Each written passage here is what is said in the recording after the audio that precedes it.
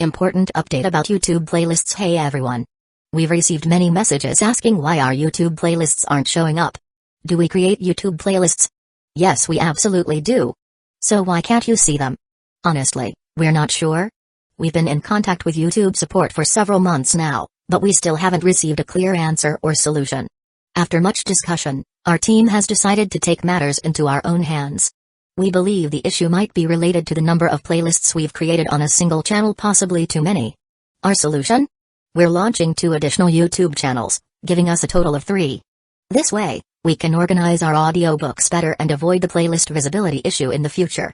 This change only affects our YouTube audience. If you're a patron supporter, you can still access all our audiobooks by visiting the collection menu on Patreon. Thanks so much for your time and continued support. Happy listening. All he was doing was creating an opportunity for his comrade. Instant transmission. Instant transmission, taking advantage of Paul's Tempest Kick distraction, the other Cypher Pal 3 agent, York, used the instant transmission technique to instantly appear behind Wood. While his finger pistol, whip had been easily blocked earlier, York didn't believe that Wood could also defend against an attack from behind. Iron Body, smash. York's entire body entered the iron body state as he delivered a powerful punch aimed directly at the back of Wood's head. Although the punch was slower than the finger pistol, the added power from the iron body gave it immense destructive force. No matter how tough a fishman's body might be, York was confident that a direct hit to the back of the head would finish him off. One sword style, needle thread. The thin blade of Wood's sword suddenly reversed its direction, passing through the gap under his arm and striking towards York's throat, with such speed that it reached its target before York's punch even landed. York was in his iron body state, which should have made him invulnerable to ordinary swords.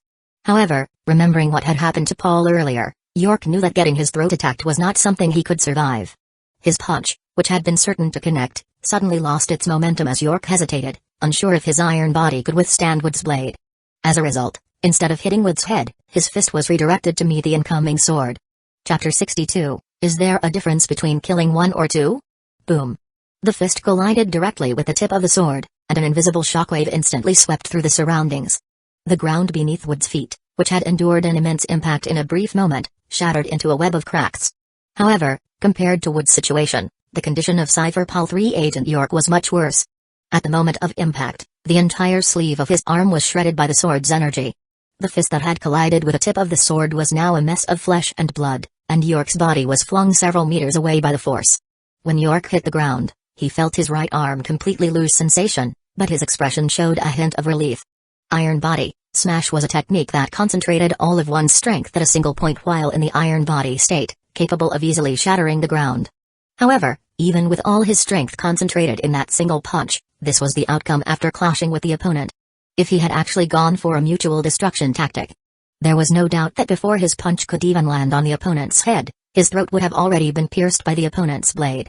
Excellent judgment skills, as expected from the intelligence agency specially trained by the world government. But there's one thing you both got wrong. Facing me, the fishman's sword Saint Yasuo, even if you are completely vigilant, you're still no match. York had suddenly appeared behind Wood using instant transmission, but Wood's observation hockey had already detected it. The best response would have been for Wood to use instant transmission as well to evade and then counterattack. However, considering his current identity as a fishman and that instant transmission is a Navy technique, Wood opted for what appeared to be a risky close-quarter clash. Fortunately, these 2 Cypher Pal 3 agents weren't as strong as Wood had anticipated. Or perhaps Wood hadn't yet realized that his years of grueling training, combined with his cheat-like assistance, had elevated his strength beyond most people in the ocean. You 2 are truly useless, unable to deal with just a single fishman. I'll give you 5 more minutes. If you can't take down this lowly creature who dared to step into my estate, you'll be reporting to my iron cage tomorrow. After just a few exchanges, Paul and York realized that the fishman in front of them was exceptionally strong, even invincible. Although the battle had been brief, their opponent had remained calm throughout, clearly holding back, while both Paul and York had sustained significant injuries, greatly reducing their combat effectiveness. Initially, Paul and York had considered changing their strategy, shifting from offense to defense, with the aim of stalling until reinforcements arrived. But at that moment, the celestial dragon Charles Saint, who had been watching the battle from behind, grew impatient. Not only had this lowly fishman dared to enter his luxurious estate, but he also had the audacity to act so arrogantly. Charles Saint wanted this fishman dead immediately. He couldn't stand the thought of him living even a moment longer. So, He issued his final ultimatum to the two Cypher Pol 3 agents. Even though they were risking their lives for him, the Celestial Dragon simply wanted them to die quickly, or else they would be turned into slaves. Cypher Pol 3 agents were still human, so naturally, they weren't feeling too great about the situation. However, despite their inner dissatisfaction, as members of the world government's intelligence agency, they had no choice but to obey the Celestial Dragon's orders. Paul gritted his teeth, enduring the pain in his chest, and York, dragging his limp right arm, exchanged a glance with him before resolutely charging at Wood again. Your courage in challenging me despite your severe injuries is commendable, but blind loyalty is of no value. Whether you live or die under Ituai, Rancho will depend entirely on your own fate. A dazzling display of sword light blossomed in the air as Wood unleashed a series of rapid, crisscrossing slashes that formed a massive web of blades, enveloping both Paul and York as they leaped toward him. When Wood sheathed his sword and calmly walked past them, an illusory butterfly alighted gently on his finger. In the next moment, blood sprayed from the numerous cuts on Paul and York's bodies like fountains. What incredible speed, such a dazzling sword technique. With those words of admiration, Paul felt his body grow heavy, his vision blurring, and finally, alongside York, he collapsed to the ground, their fates uncertain. Thank you for the compliment. Wood's response, however, would never be heard by the two Cypher Pol 3 agents. With all obstacles now cleared, Wood turned his attention to the only remaining figure in the room, the Celestial Dragon, Charles Saint. You lowly fishman, you've committed a capital crime. Die now. Like most arrogant and brainless Celestial Dragons, even in such a dire situation, Charles Saint maintained his lofty attitude, raising his pistol and firing at Wood. But unfortunately, the bullet's speed was far too slow for someone like Wood. With just a slight tilt of his head, all of Charles Saint's shots missed their mark. With one foot smashing into the ground, Wood flashed in front of Charles Saint, effortlessly lifting him with one hand before violently slamming him into the floor, forcing his face into intimate contact with the ground. Although Diane had advised Wood to avoid harming the Celestial Dragons, as it would only escalate matters. Both Charles Saint and the previous Charles Saint had triggered something within Wood. A deep urge to strike down these vile creatures whenever he saw them. After all, I've already killed one Celestial Dragon named Charles Saint. Killing another named Charles Saint shouldn't make much of a difference. Charles Saint's face had just kissed the ground, knocking out several of his teeth, leaving him struggling to speak. Despite his lofty status as a Celestial Dragon, believing Wood wouldn't dare kill him, the moment he heard Wood's mutterings and sensed the killing intent emanating from him, his arrogance crumbled instantly. Don't kill me. I can give you wealth beyond measure. Whether it's money or women, I can satisfy any desire you have. And I'm a Celestial Dragon, my standing in the Holy Land is higher than that of Charles Saint. If you harm me, the world government won't let you get away with it. Faced with Charles Saint's pleading, Wood hesitated for a moment before ultimately not holding back, decisively ending the Celestial Dragon's life with a single stroke. As he had said earlier, killing one Celestial Dragon was no different from killing two. Moreover, with his current identity as a fishman, why not take the opportunity to rid the world of one more piece of garbage? Would letting him live mean Charles Saint would give up on seeking revenge? Of course not. Celestial Dragons are not known for their magnanimity. In fact, a living Celestial Dragon would be far more troublesome than a dead one. Chapter 63, Looting the Celestial Dragon's Treasury. If Charles Saint had survived, he would undoubtedly have used all his power to make Wood's life difficult. But if he were dead, while it would still cause ripples across the seas, a deceased figure, no matter how noble, wouldn't hold as much value as when they were alive. From Charles Saint's corpse, Wood also found a large set of keys. Among them, besides the keys to the slaves' chains, there was one that opened Charles Saint's private treasury. It's well known that the Celestial Dragons, who receive the heavenly tribute from various nations, are far from being paupers. So when Wood opened Charles Saint's private treasury, he was quickly dazzled by the countless treasures on display. In a room spanning hundreds of square meters, various rare treasures were piled up. Gold objects on belly were the most inconspicuous items, casually stacked on the floor. Among the treasures were finely crafted seastone weapons, pearls the size of fists, and even renowned swords and devil fruits. With such vast wealth in front of him, Wood knew that even if he took just half of it, he could easily find a small island to live out his days in luxury. Unfortunately, while Wood had certain advantages, he lacked the spatial storage that other travelers might have. Although there was an abundance of treasures, there was no way for him to pack everything up, and given that he would soon be on the run, carrying too much would only hinder his movements. Picking up a long sword from a nearby rack, he read the inscription on its wooden stand. Great Grade Sword, Frostdew, one of the 21 Great Grade Swords. The scabbard is made of white birch, making the entire sheath snow white, and the hilt is wrapped in light blue cotton. The blade length is 1.23 meters, with unique heavy ding small flower pattern, the edge as thin as a cicada's wing. The blade neither frosts nor dews, hence the name Frost Dew. This is a great find. This sword and I are meant to be. With one sword named Heavenly Wither and another named Frost Dew, I can even try out a dual-wielding style in the future. Since he couldn't take everything from the treasury, Wood naturally started selecting useful and easy-to-carry items. Gold and belly were considered the trashiest items here. Heavy and not particularly valuable. A devil fruit could fetch several hundred million, and it was only the size of a melon, so he took that. Fist-sized pearls? Those were good items. He pocketed them immediately. A seastone pistol? While it wasn't particularly useful for him, the craftsmanship of seastone was extremely difficult, so it would probably sell for a decent amount. He took it. After a thorough looting, Wood finally left the treasury, fully satisfied. Even though he had replaced all the weights he usually carried with a large haul of priceless items, the value of what he took still didn't even account for 1/10 of the treasury's total. Once again, Wood lamented his lack of a system space. It was a real pity. Still, this trip had been exceedingly profitable, lifting him far above his previous state of abject poverty. If he sold these items on the black market, he could easily pocket several billion belly. As he exited Charlemagne's Saint's estate, the Holy Land Mary Ejos was still ablaze, indicating that the fishmen and slaves had not yet been subdued. Seeing the sky gradually brighten, Wood realized that his time was running short. After confirming his direction, he began to rapidly traverse the area using consecutive instant transmission techniques. Wood knew exactly where Hancock and her sisters were being held, as he had specifically scouted the area during the slave transfer earlier, leaving marks to guide him back. Now, Wood's only concern was whether Hancock and her sisters might have already escaped in the chaos. After all, the slave uprising in Mary Ejos had occurred 3 years earlier than in the original timeline. At this point, Hancock and her sisters didn't have much combat strength and weren't even devil fruit users yet. In such a chaotic situation, there was no guarantee they wouldn't encounter any mishaps. Fortunately, when Wood found the dungeon where Hancock and her sisters were imprisoned, it seemed that the area had yet to be affected by the spreading conflict. In front of the heavy iron door, likely due to a shortage of personnel on the island, there wasn't even a single decent guard.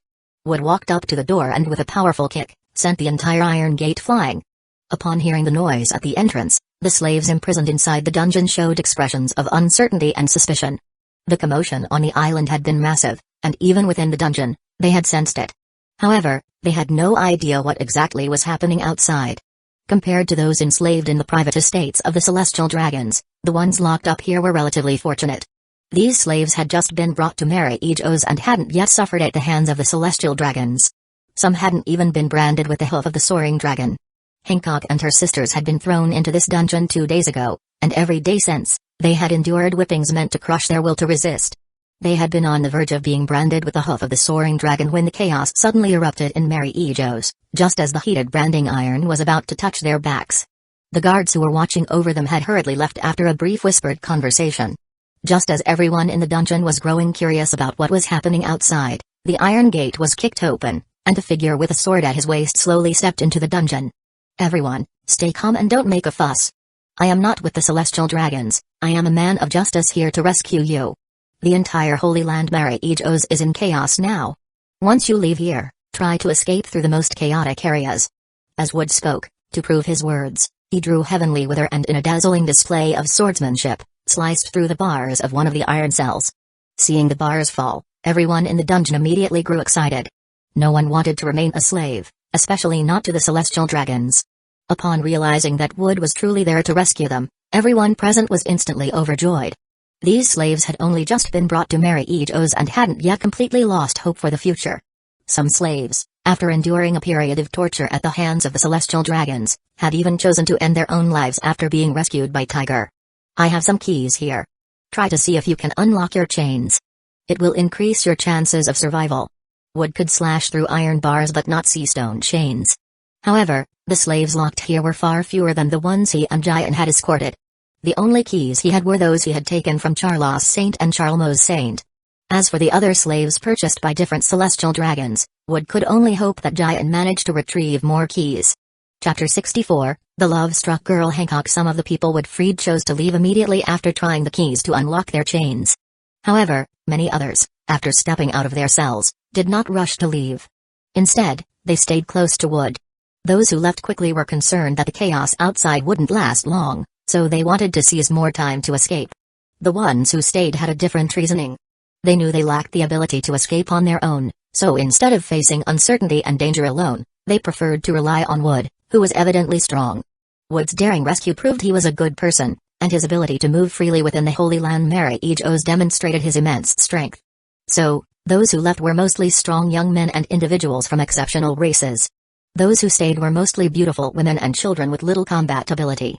When Wood reached the cell of Hancock and her sisters and slashed open the bars as he had done before, Hancock immediately recognized the so-called fishman in front of her as the man she had previously deemed a scoundrel. Wood. Brother.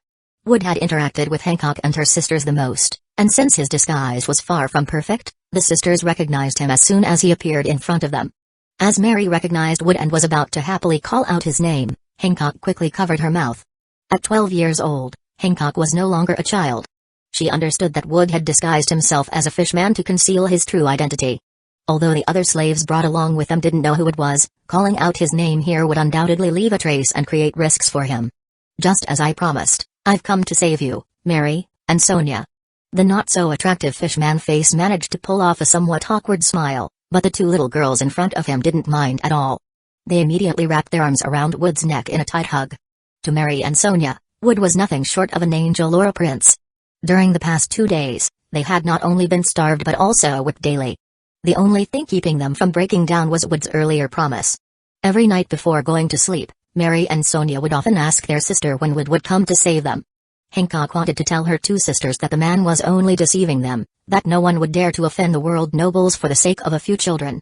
But Hancock also knew that saying so would shatter the last bit of hope in her sisters' hearts. And deep down, even Hancock herself held on to a sliver of hope that Wood would appear like a hero before them. After ruffling Mary and Sonia's hair and calming them down, Wood proceeded to unlock the chains on their hands and feet. When it was Hancock's turn, Wood noticed her awkward demeanor and couldn't resist teasing her. So, do you still think I'm a despicable liar? I told you I would bring you back to your island, and I've never broken a promise to children.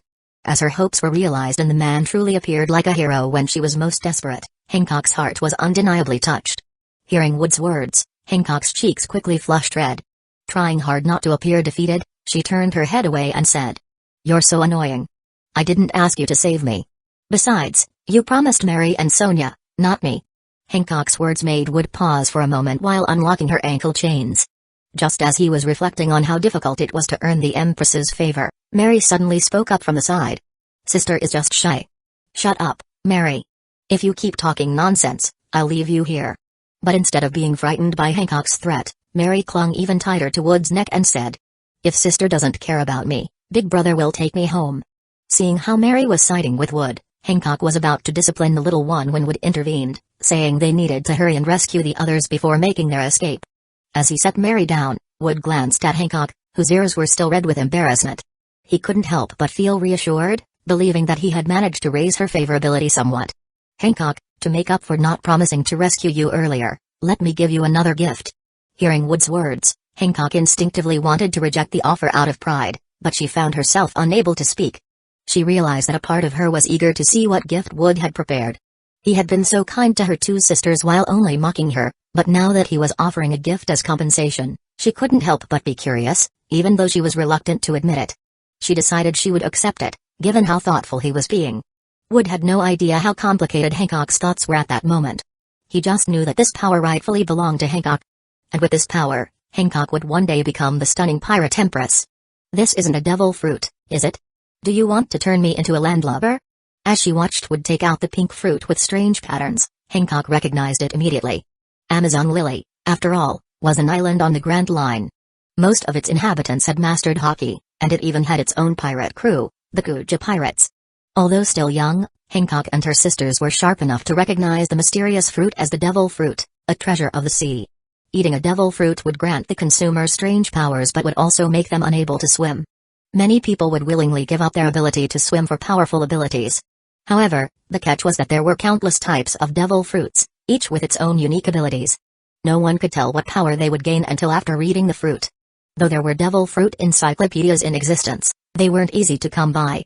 Moreover, those books only listed fruits that had been consumed before, leaving most devil fruits' appearances and abilities as a mystery. Chapter 65, Wood decides to stay. Having grown up in the Kuja Pirates, Hancock had seen devil fruit encyclopedias before. However, the devil fruit Wood was holding now was one she was sure had never been consumed by anyone before. This meant that if she ate this devil fruit, she would become unable to swim, and the power she would gain was unknown. If the power turned out to be strong, it would be worth it, but if it was a useless ability, the price would be too high. Even though Mary Ejos is in chaos right now, I honestly have no confidence that I can safely get all of you out of here. Wood said. And if we encounter enemies during our escape, I won't be able to protect so many people at once. So, for Mary and Sonia's sake, are you willing to become an ability user to protect them and help me? Hearing Wood's words, Hancock slowly took the devil fruit from his hand, her expression showing a bit of hesitation. Why not choose to trust me once more, Hancock? I can assure you, this devil fruit does not have a useless ability and is definitely the best fit for you. Wood wasn't actually sure what ability the devil fruit he had taken out possessed. However, since he found this fruit in Charles Massaint's private collection and considering Charles Massaint was the one who purchased Hancock and her sisters, Wood believed there was a good chance this fruit was the love fruit model, love human devil fruit, love fruit. Some might point out that Hancock's two sisters, Mary and Sonia, also consumed devil fruits. But whether Mary and Sonia ate their fruits at Mary Ejos was never explicitly mentioned in the original story. I don't care about becoming unable to swim, as long as I can gain the power to protect Mary and Sonia, Hancock said. Besides, if this devil fruit were sold on the black market, it would fetch at least a few billion Baileys. Are you sure you want to just give it to me? Hancock, who had been hesitant, became resolute after hearing Wood once again ask her to trust him. With Wood's confirmation, she closed her eyes and took a bite of the fruit. Despite being starved for 2 days, Hancock found the taste of the devil fruit to be unbearably disgusting. Big sister, is the fruit Wood gave you tasty? Mary asked, biting her finger and drooling, curious about whether the fruit Hancock had just eaten was delicious. Hancock, like her sisters, had also been starved for the past 2 days, so Mary's reaction wasn't surprising. It tastes horrible, something you'd never want to eat a second time. The taste was so bad that Hancock considered giving the rest of the fruit to the greedy little Mary, but Wood quickly intervened. You need to eat the entire devil fruit to gain its powers. No one has ever tried sharing a fruit between 2 people, but I think it's best not to test such things.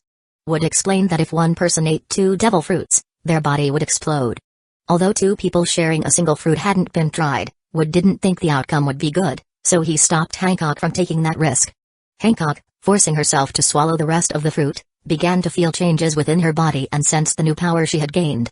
Meanwhile, Wood continued to free the other prisoners in the dungeon.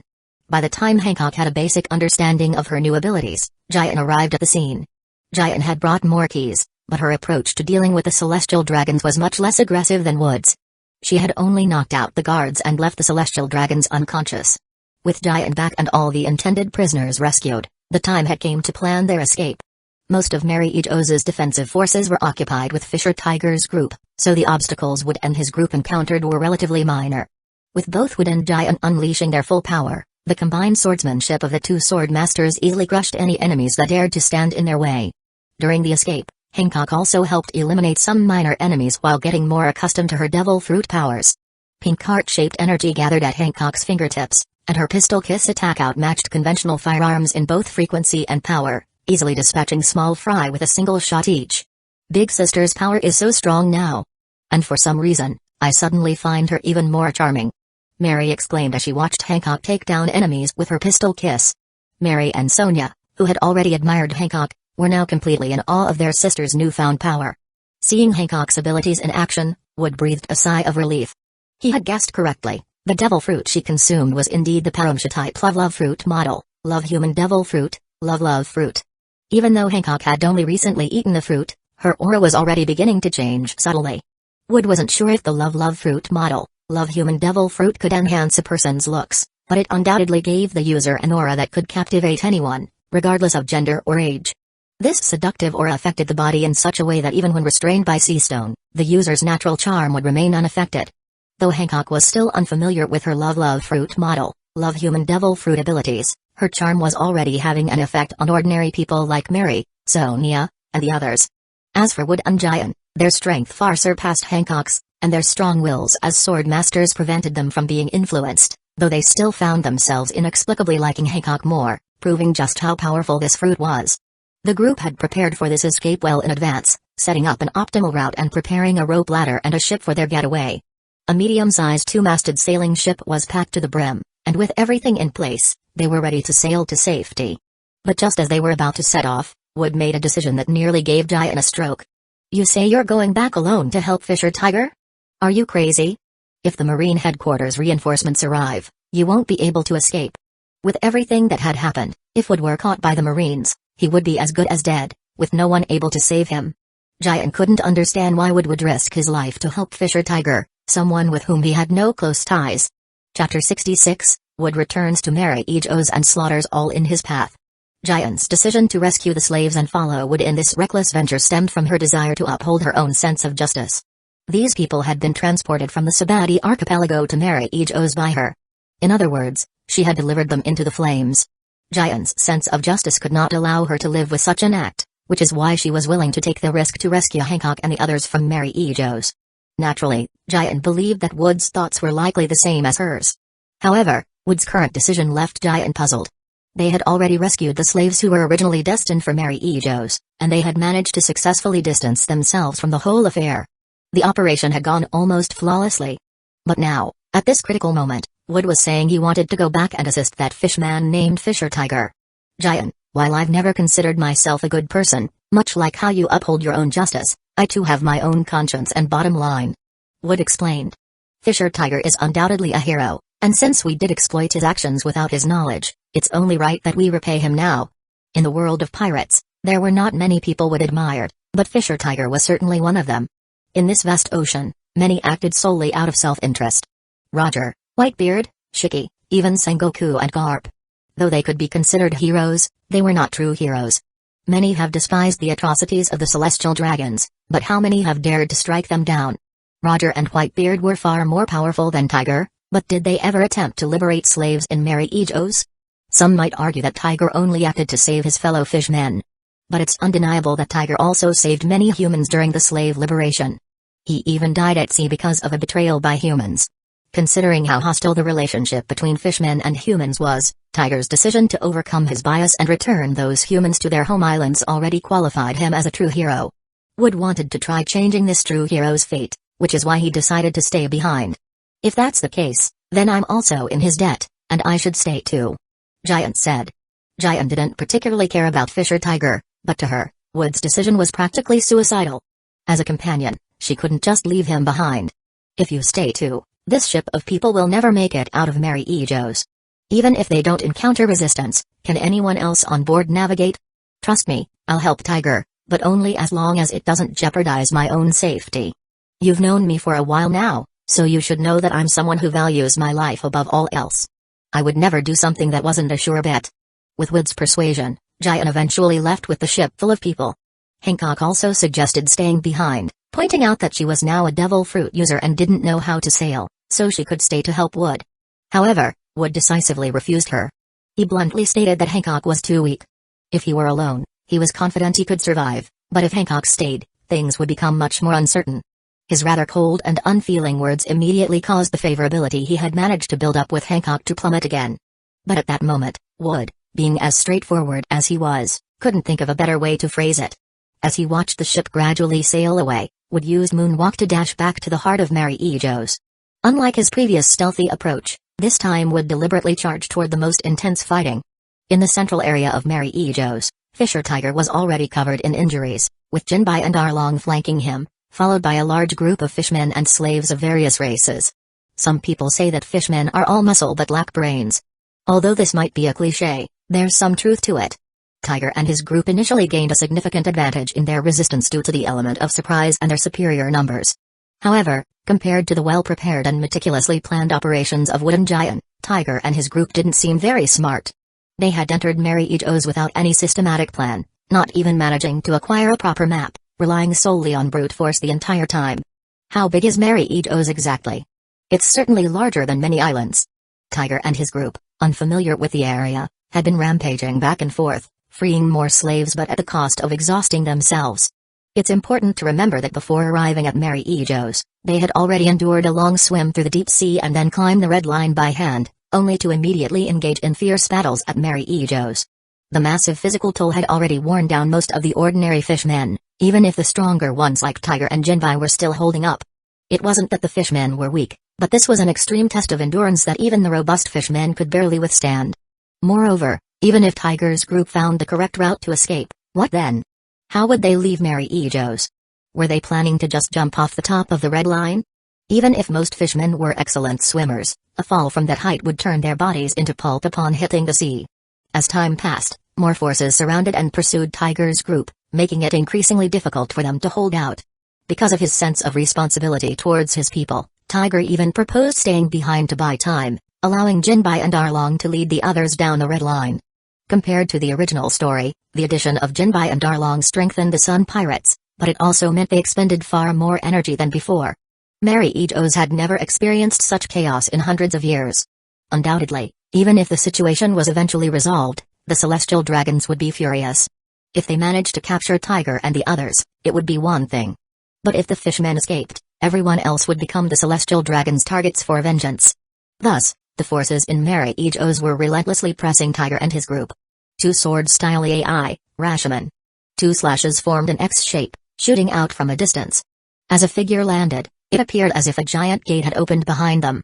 Several Cypher Pol agents who had been leading the charge suddenly collapsed, their bodies marked by numerous gashes, blood spraying like fountains. Chapter 67, Tiger, do we fishmen have such a powerful swordsman? The Cypher Pol agent intelligence agents in Mary E. Joe's had been pursuing and surrounding Tiger and his group for quite some time. They had a good understanding of the strength of these fishmen, but the sudden appearance of a fishman swordsman, who instantly defeated several Cypher Pol agents with his dazzling sword skills, left one of the Cypher Pol Zero agent officers in charge utterly stunned. In fact, it wasn't just the people of Mary E. Joe's who were dumbfounded, Tiger and the rest of the fishmen were also completely bewildered. The fishman race wasn't small in number, but most lived within the confines of Fishman Island. If someone powerful emerged, Tiger and his group would definitely know about it. Moreover, most of the powerful fishmen were skilled in fishman karate, a martial art. Fishman swordsmen, especially those who reached the level of a sword master, were extremely rare. As soon as this fishman swordsman appeared, he displayed extraordinary combat prowess. Not only did he charge directly into the enemy ranks, but he also unleashed various sword techniques, forcing back and injuring many Cypher Pol agents who had surrounded him. Tiger, head west immediately. That direction is closest to the edge of the red line, where I've already set up a rope ladder. There's also a ship I seized from the Celestial Dragons waiting below the red line. You guys should retreat now, and I'll hold them off to buy you time. When Tiger saw the sudden appearance of Wood, he felt that this fellow fishman was unfamiliar, but he couldn't help but be moved and excited by Wood's words. They had thought they were cornered, ready to make their last stand in a blaze of glory. But just when all seemed lost, a stranger of their race appeared. Someone not only powerful but who had also prepared an escape route for them. Jinbai, Arlong, take everyone and leave. I'll stay and help this brother. Since there was now a way out, the fishman naturally didn't want to seek death. Tiger, despite his injuries, ordered Jinbai and Arlong to lead the others to safety. The newcomer clearly had the strength to escape on his own, yet he chose to stay and help them, even arranging their escape. Such loyalty and camaraderie, especially from a fellow fishman, made it impossible for Tiger to abandon Wood and leave. As for whether Wood's plan was trustworthy, Tiger didn't have much doubt. Although he didn't know Wood, he knew there was no reason for him to be deceitful. The fishmen were nearly at the end of their rope. If they were further trapped, it would only mean certain death. There was no need for the people of Mary E. Joe's to go through such elaborate deception. Besides, Wood had indeed just slain several Cypher Pol agents. One sword style, Atachi. A fierce slash accompanied by a gust of wind not only carved a deep trench in the ground but also shattered the tempest kick, techniques of several Cypher Pol member agents, forcing them to retreat. All of you, go now. I don't need any more help. I wouldn't have come to support you if I wasn't confident I could get out safely. The longer you stay here, the more danger you put me in. After forcing back the Cypher Pol agents with his sword strike, Wood overheard Tiger arguing with Jinbai and the others about who should stay behind. This annoyed him greatly. Time was of the essence. Every second wasted was a matter of life and death. Here he was risking his life to buy them time, and they were arguing. All right, brother, promise us you'll come back alive. Seeing Wood's agile movements and the slashes tearing through the battlefield, Tiger realized that they were all injured and exhausted. Staying would only hinder Wood, so with gritted teeth, he led the main group away. Meanwhile, the commander on the Mary E. Joe's side, a Cypher Pol Zero agent officer in a white suit, was unwilling to let Tiger and the other culprits escape so easily. Tempest Kick, Kaminaru. A massive Tempest kick slash was launched from the Cypher Pulse Zero agent's kick, transforming into a giant, soaring bluebird in the air. As the highest-ranking officer in the world government's intelligence agency, Cypher Pulse Zero agent's strength was far beyond that of other Cypher Pulse agent units. Although he wasn't a sword master, the power of his Tempest kick surpassed that of most conventional sword masters. As the bluebird-shaped Tempest kick prepared to strike the fleeing tiger and his group, Jinbai was about to turn back and counterattack when he suddenly heard a voice in the air. "I've already told you, just keep running. As for your backs, leave them to me." With a blur of motion, Wood, who had been surrounded by Cypher Pulse agents, suddenly appeared in front of Jinbai. Facing the powerful Tempest kick from Cypher Pulse Zero agent, Wood performed a dazzling overhead flip and countered with a Kama-Achi kick, sending the Tempest kick flying away. The redirected Tempest kick came and sliced through a nearby building like a hot knife through butter, splitting it cleanly in two. As for the Cypher Pulse Zero agent officer in the white suit, he instantly used instant transmission to vanish from his original position and reappeared in front of Wood, launching a rapid flurry of finger thrusts. Finger pistol, Orin. This Cypher Pulse Zero agent's mastery of finger pistol was far superior to the Cypher Pulse 3 agents Wood had previously encountered, and his speed even surpassed that of a real handgun. However, no matter how fast it wasn't beyond Wood's ability to counter, thanks to his mastery of observation hockey. With his sword flashing in a flurry of blocks and parries, the clattering of steel against steel echoed as Wood deflected all the incoming finger pistol attacks. And amidst the barrage, Wood found an opening and delivered a high kick aimed at the Cypher Pulse Zero agent's chin. The Cypher Pulse Zero agent officer, who had assumed that Wood was just a highly skilled swordsman, was stunned to find that his fighting style was unlike any typical swordsman. Wood's martial arts prowess was just as formidable. Iron Body.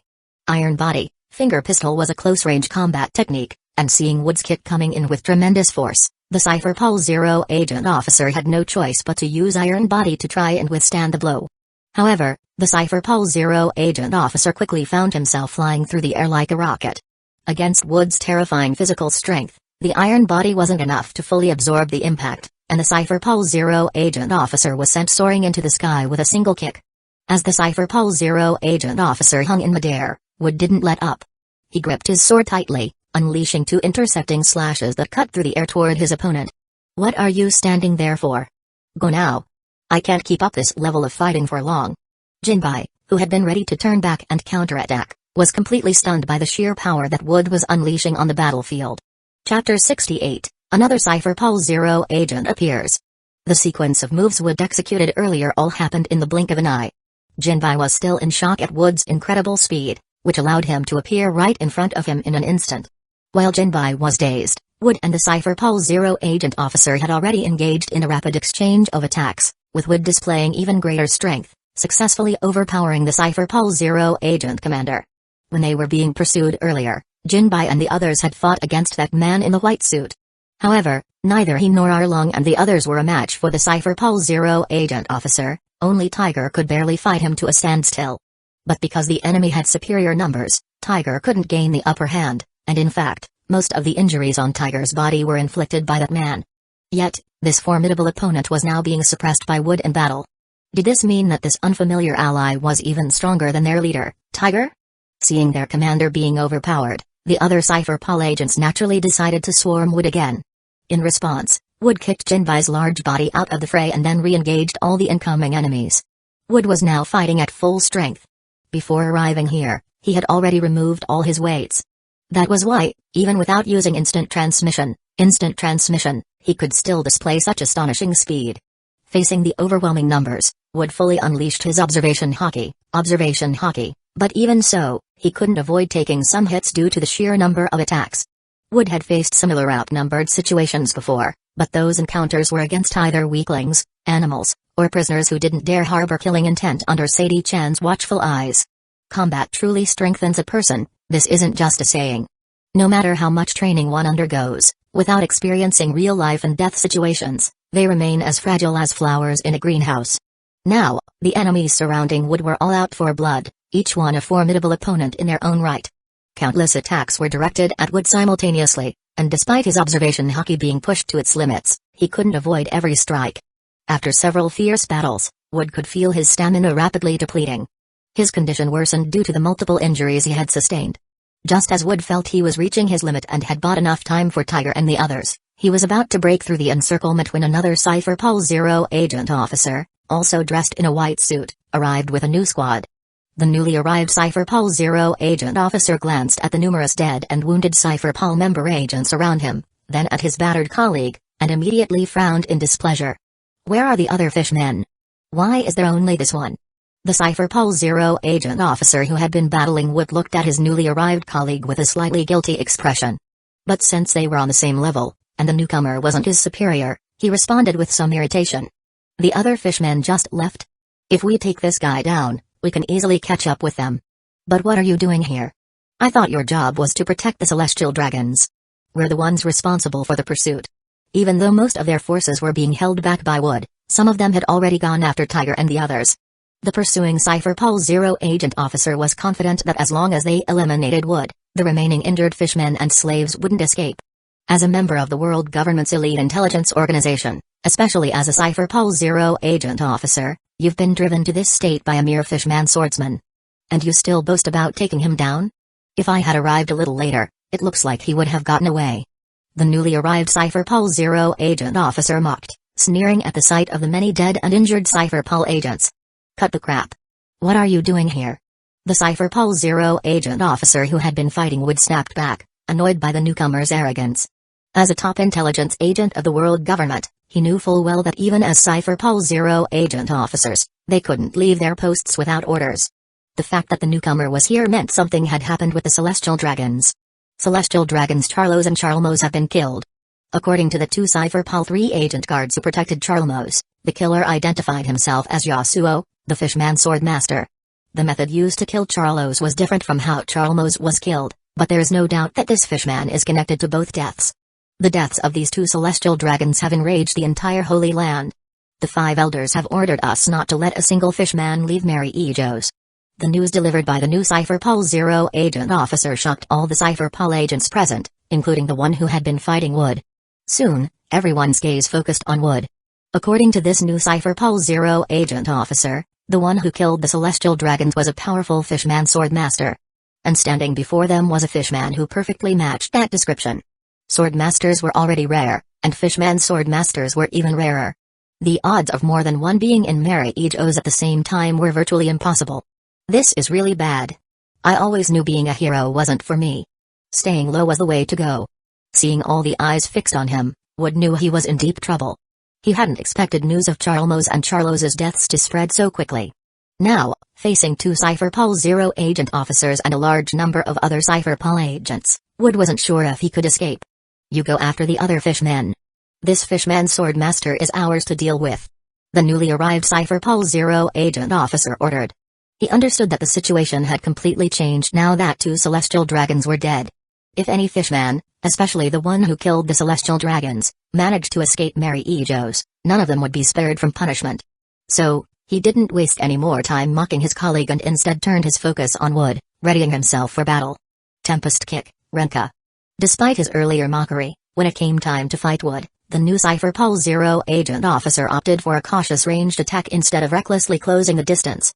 Wood's ability to hold off one Cypher Pol Zero agent officer and numerous other Cypher Pol agents, even managing to kill several of them, was proof enough of his strength.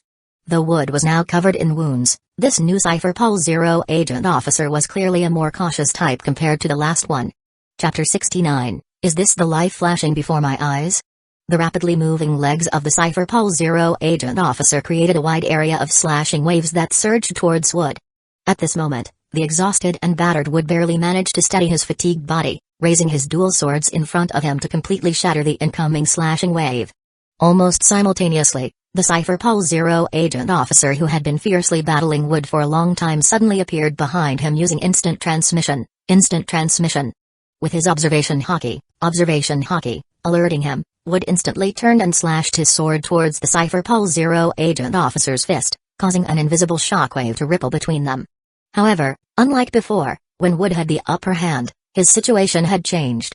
Due to the prolonged, intense combat and the numerous wounds on his body, Wood's condition had worsened significantly. Although Wood managed to block the Cypher Pol Zero agent officer's iron fist with his sword, the impact still sent him flying several meters away, his feet dragging out 2 clear parallel lines on the ground. Enough with the probing, you coward. His body's been pushed to its limits after fighting for so long. Let's take him down together quickly and go after the other fishmen, or else we'll both be severely punished.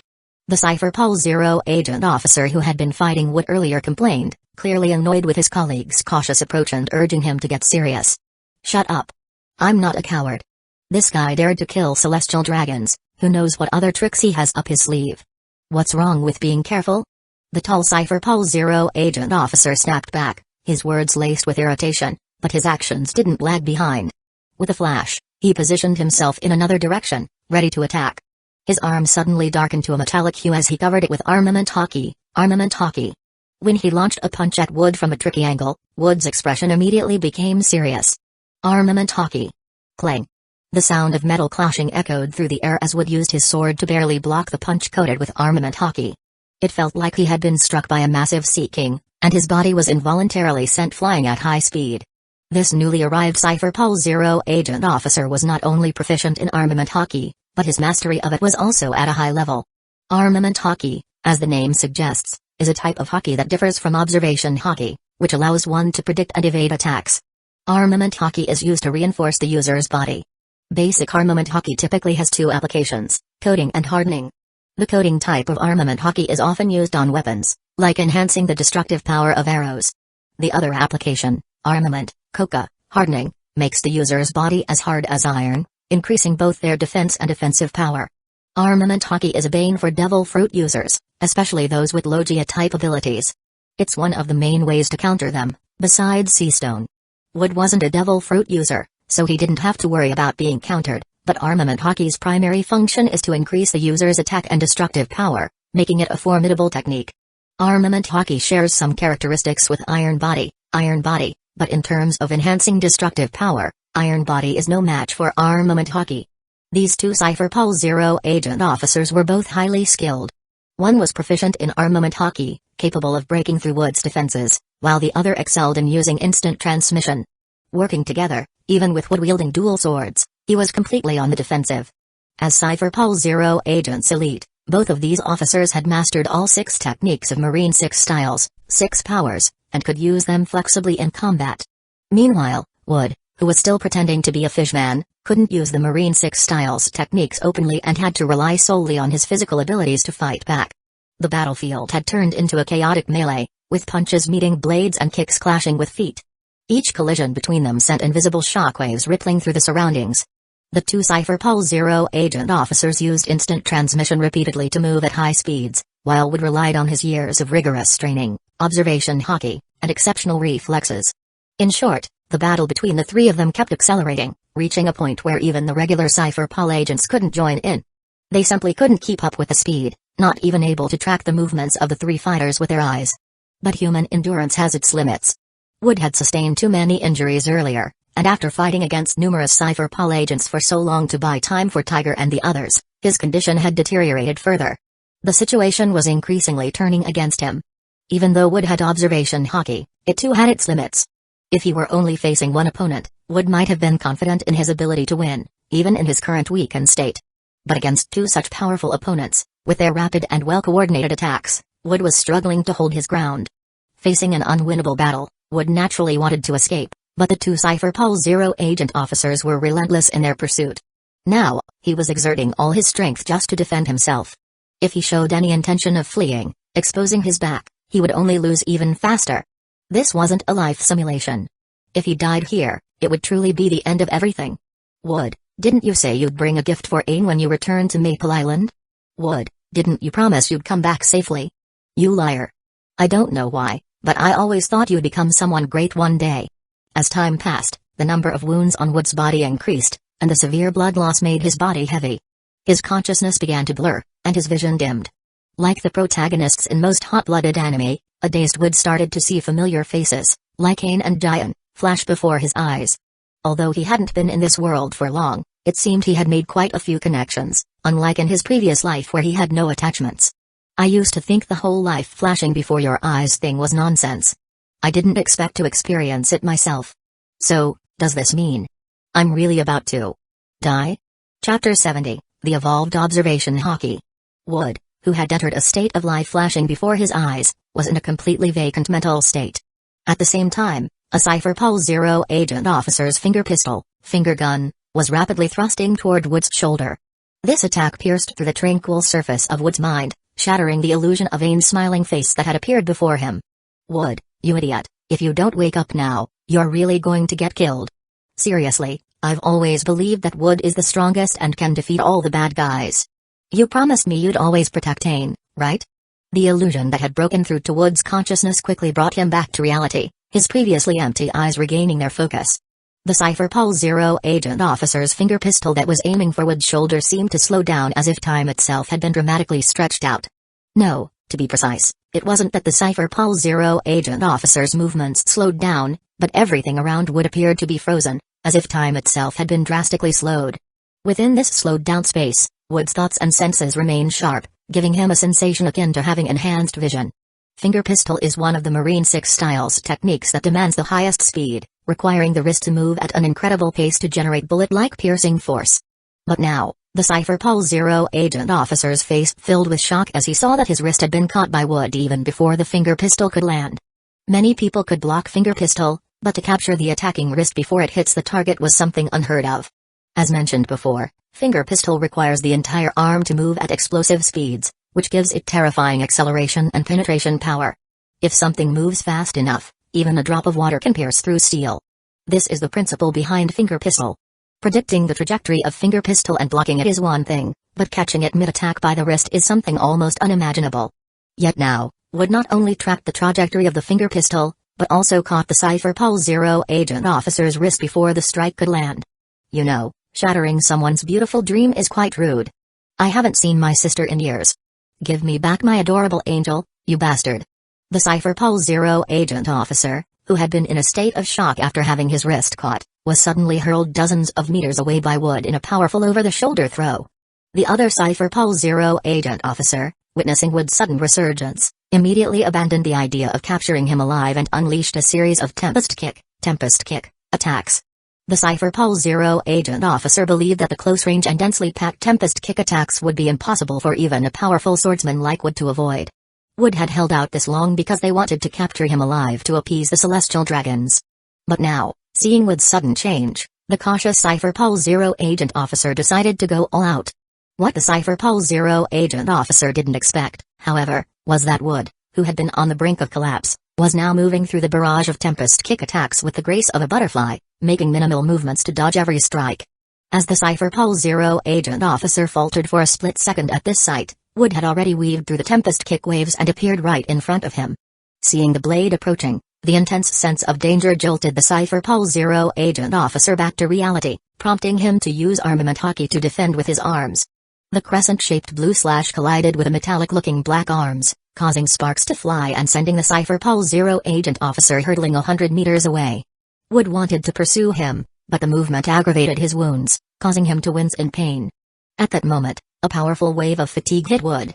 If he stayed any longer, even if he managed to defeat these two Cypher Pulse Zero agent officers, he would be overwhelmed by the sheer number of enemies, and there was no guarantee that more Cypher Pulse Zero agent officers wouldn't show up. So, after a brief moment of hesitation, Wood, seeing the two Cypher Pulse Zero agent officers he had just struck down and the group of stunned Cypher Pulse agents around him, immediately chose a direction and sprinted away. Wood understood his own body's state. His physical condition hadn't improved, his stamina and injuries were just as dire as before, on the verge of exhaustion. The reason for his sudden surge of power and the ability to counter the two Cypher Pulse Zero agent officers was that, in those final moments, his observation hockey, had evolved. Wood had first awakened his observation hockey under the attack of the wild boars in the mountains. After facing the onslaught of Cypher Pulse agents and then battling two Cypher Pulse Zero agent officers at once, being on the brink of death, combined with his desperate will to survive and grow stronger, his observation hockey underwent a transformation. Battle can lead to growth. The line between life and death is terrifying but also holds great opportunity. Using his observation hockey at full capacity to fend off the Cypher Pulse agents had caused Wood to sustain many injuries, but it also accelerated the development of his observation hockey. When he saw the faces of Ain and Jayan in his mind during the life-flashing moment, his desire to survive and grow stronger broke through the final barrier, allowing his observation hockey to see even more clearly. Ordinary observation hockey allows a user to predict and sense danger. As Wood had mentioned before, it typically falls into 4 categories. However, after Wood's evolution, His observation haki seemed to differ from the known types in the One Piece world. If he had to describe it, Wood's observation haki appeared to grant him the ability to temporarily enhance his dynamic vision, slowing down extremely fast movements to a fraction of their speed. It also allowed Wood to quickly perceive the weaknesses in his opponent's moves, akin to a battle instinct or a form of weakness perception. Chapter 71, Wood falls from the red line. Boss Tiger, going back to help that brother would be suicide. We have no choice but to trust him now. Exactly, Boss Tiger. We encountered plenty of pursuit on our way here. If you go back to support that brother now, it would completely disregard his efforts. At the edge of the red line, on a luxurious ship, a large number of fishmen and freed slaves who had escaped from the Holy Land of Mary Ejos were gathered. They hadn't fully escaped the red line region yet, so they weren't out of danger. Everyone on the ship wore worried expressions because they knew that the longer they delayed, the worse the situation would become. Let's not forget that although Marine headquarters is some distance from Mary Ejos, they could reach this area quickly using the Navy's special routes. Although they had left Mary Ejos, they weren't completely out of danger. If Marine warships surrounded them, they could still meet their end at sea. As for why the ship hadn't set sail yet, there was a reason for that. The fishmen wouldn't allow it. Fishmen made up half of the people on the ship, and to the other races on board, the fishmen were their saviors. The fishmen all listened to Fisher Tiger. Since Tiger insisted on waiting for their benefactor, no one dared to defy him and set sail. As the time slowly passed and dawn was about to break, a bright light began to appear on the horizon. Arlong believed they couldn't wait any longer, otherwise, they wouldn't be able to escape once the Marines arrived. So, he urged Tiger to leave. Tiger looked at the many companions and rescued slaves on the ship, then glanced up at the towering peak of the red line. Finally, he decided to have Genbi and the others leave while he stayed behind to assist Wood. As Arlong had said, if Marine headquarters warships arrived, they would have no chance of survival in their exhausted state. The longer they delayed, the more dangerous it would become for everyone. However, Tiger couldn't bring himself to abandon Wood, who had saved them earlier. Caught between these two impossible choices, Tiger made his decision.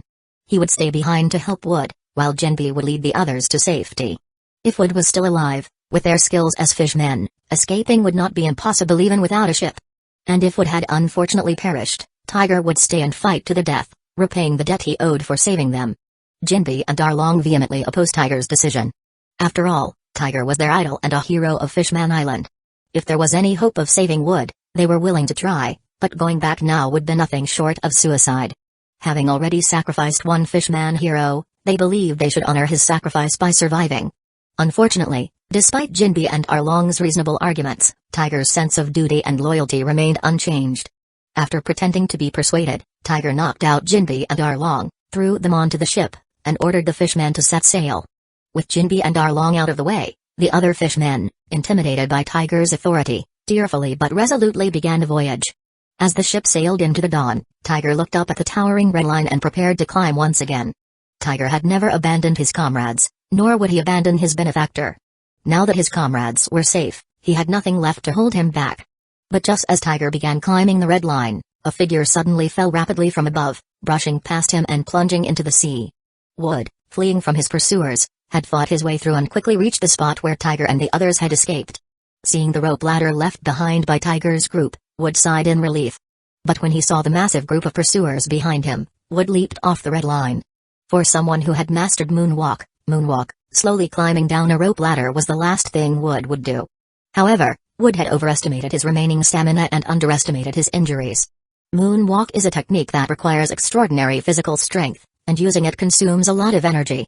The red line is incredibly high, and with Wood's injuries already pushing him to the limit, he eventually lost consciousness in midair, about 10 meters above the sea, due to exhaustion and the severity of his wounds.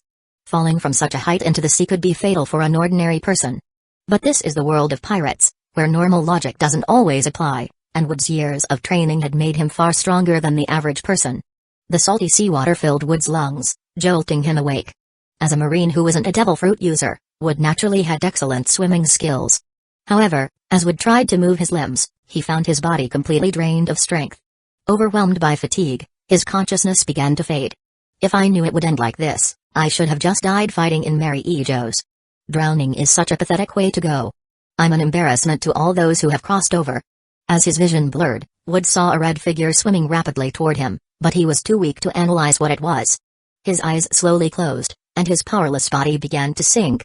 Having only climbed a few dozen meters up the red line, Tiger saw the figure falling from above and immediately recognized it as the swordsman who had saved them. Without a moment's hesitation, Tiger leaped into the sea from the same height. The seawater washed away the paint on Wood's skin, and the artificial fish fins used for his disguise also fell off. Looking at the human youth in his arms, Tiger's face was full of confusion, but he still brought Wood to the surface for air and then swam away from the dangerous area at high speed. Chapter 72. The group with a bounty on their heads. The Cypher Paul agents pursuing Wood arrived at the scene shortly after he fell into the sea. For Cypher Paul agents who could use moonwalk, the sheer cliffs of the red line were no obstacle. However, they quickly discovered that although there was a rope ladder hanging on the cliff, Wood was nowhere to be found. The red line is surrounded by the sea, making it impossible for him to hide. After noticing the large amounts of blood on the surface of the water, the two Cypher Paul Zero agents concluded that, with no other options, Wood had likely chosen to jump off the red line. The red line's peak is thousands of meters high. A sheer drop like this is essentially a death sentence, even for a fishman. However, the world nobles, celestial dragons, would not be satisfied with such an answer. Therefore, the two Cypher Paul Zero agents ordered their subordinates to search the surrounding area, insisting that even if Wood had died, they needed to find his body. They understood that with the rapid currents, finding Wood's body would be challenging, and the scent of blood could attract sea kings, who might have already devoured his corpse. The next day, the entire ocean was shaken. What had transpired in the holy land of Mary-Oz could not be concealed and spread rapidly across the seas. The news agencies, through various channels, quickly learned the details and, via News COO, the carrier birds, disseminated this major news to every corner of the world. A massive fire had swept through the holy land of Mary-Oz, freeing many of the celestial dragon slaves. Moreover, 2 celestial dragons had perished in the chaos. The chaos in Mary-Oz and the death of the celestial dragons was such big news that it was comparable to the news of the pirate King Roger's execution a few years ago. Undoubtedly, the entire ocean took note of several names as a result of this news. Fisher Tiger, a fishman and one of the ringleaders of the Mary-Oz incident, had a bounty of 350 million Baileys placed on his head. Fishman Sword Saint Yasuo, also a fishman and one of the ringleaders of the Mary-Oz incident, had a bounty of 500 million Baileys placed on his head. This individual was considered extremely dangerous and suspected to be the main culprit in the deaths of the celestial dragons. A reward would be given for any information leading to his capture. Jinbi, a main instigator of the Mary-Oz incident, had a bounty of 150 million Baileys placed on his head. Shortly after the Mary-Oz incident, Fleet Admiral Sengoku, who had not been in his position for long, was once again subjected to a scathing reprimand from the world government. The reason was simple: the Navy had responded too slowly. The unrest in Mary-Oz had lasted throughout the night, yet the Navy didn't arrive until the next day when the culprits had already fled. Facing the 5 elders' criticism, Sengoku stood expressionless, though inwardly, he cursed the 5 old men before him. Marine headquarters wasn't exactly close to Mary-Oz. The incident had occurred in the dead of night, and Mary-Oz was located atop the red line. Reaching it was no easy feat. The fact that the Marines managed to arrive the next day was already a swift response. If anyone was to blame, it was the celestial dragons themselves, who had grown complacent, thinking that their status and the geographical advantage of Mary-Oz would keep them safe forever, with no one daring to challenge them. "Do you have any leads on the whereabouts of those fishmen?" the 5 elders asked, shifting to the matter at hand after the customary reprimand. They knew they couldn't really blame the Navy for this incident. It was just that the celestial dragons had gathered to vent their frustration, and the 5 elders had chosen Sengoku as their scapegoat. Regarding Fisher Tiger and Jinbi, we have some leads since they are well-known figures on Fishman Island. However, concerning this Fishman Sword Saint Yasuo, Marine Headquarters has scoured all available intelligence on fishmen, but we found no records of this individual. It's possible he was a hidden powerhouse among the fishmen, or perhaps the name he provided was a false one. Of course, I personally lean towards the former. Anyone bold enough to commit such a daring act would likely not fear being hunted down and wouldn't bother with a false name. There are many fishmen in the ocean, so it's not surprising that a few hidden powerhouses might emerge. While Sengoku had his own suspicions about the so-called Fishman Sword Saint Yasuo, he did not voice them to the 5 elders. Sengoku was known as the strategist. One of the few in the story known for his intelligence. He certainly wasn't a fool. The timing of Wooden Giant's assignment to escort slaves to Mary-Oz and the sudden occurrence of such an incident seemed too coincidental to Sengoku. While the fishmen's attack on Mary-Oz had its reasons, Sengoku found it hard to believe that Wood and Giant were uninvolved.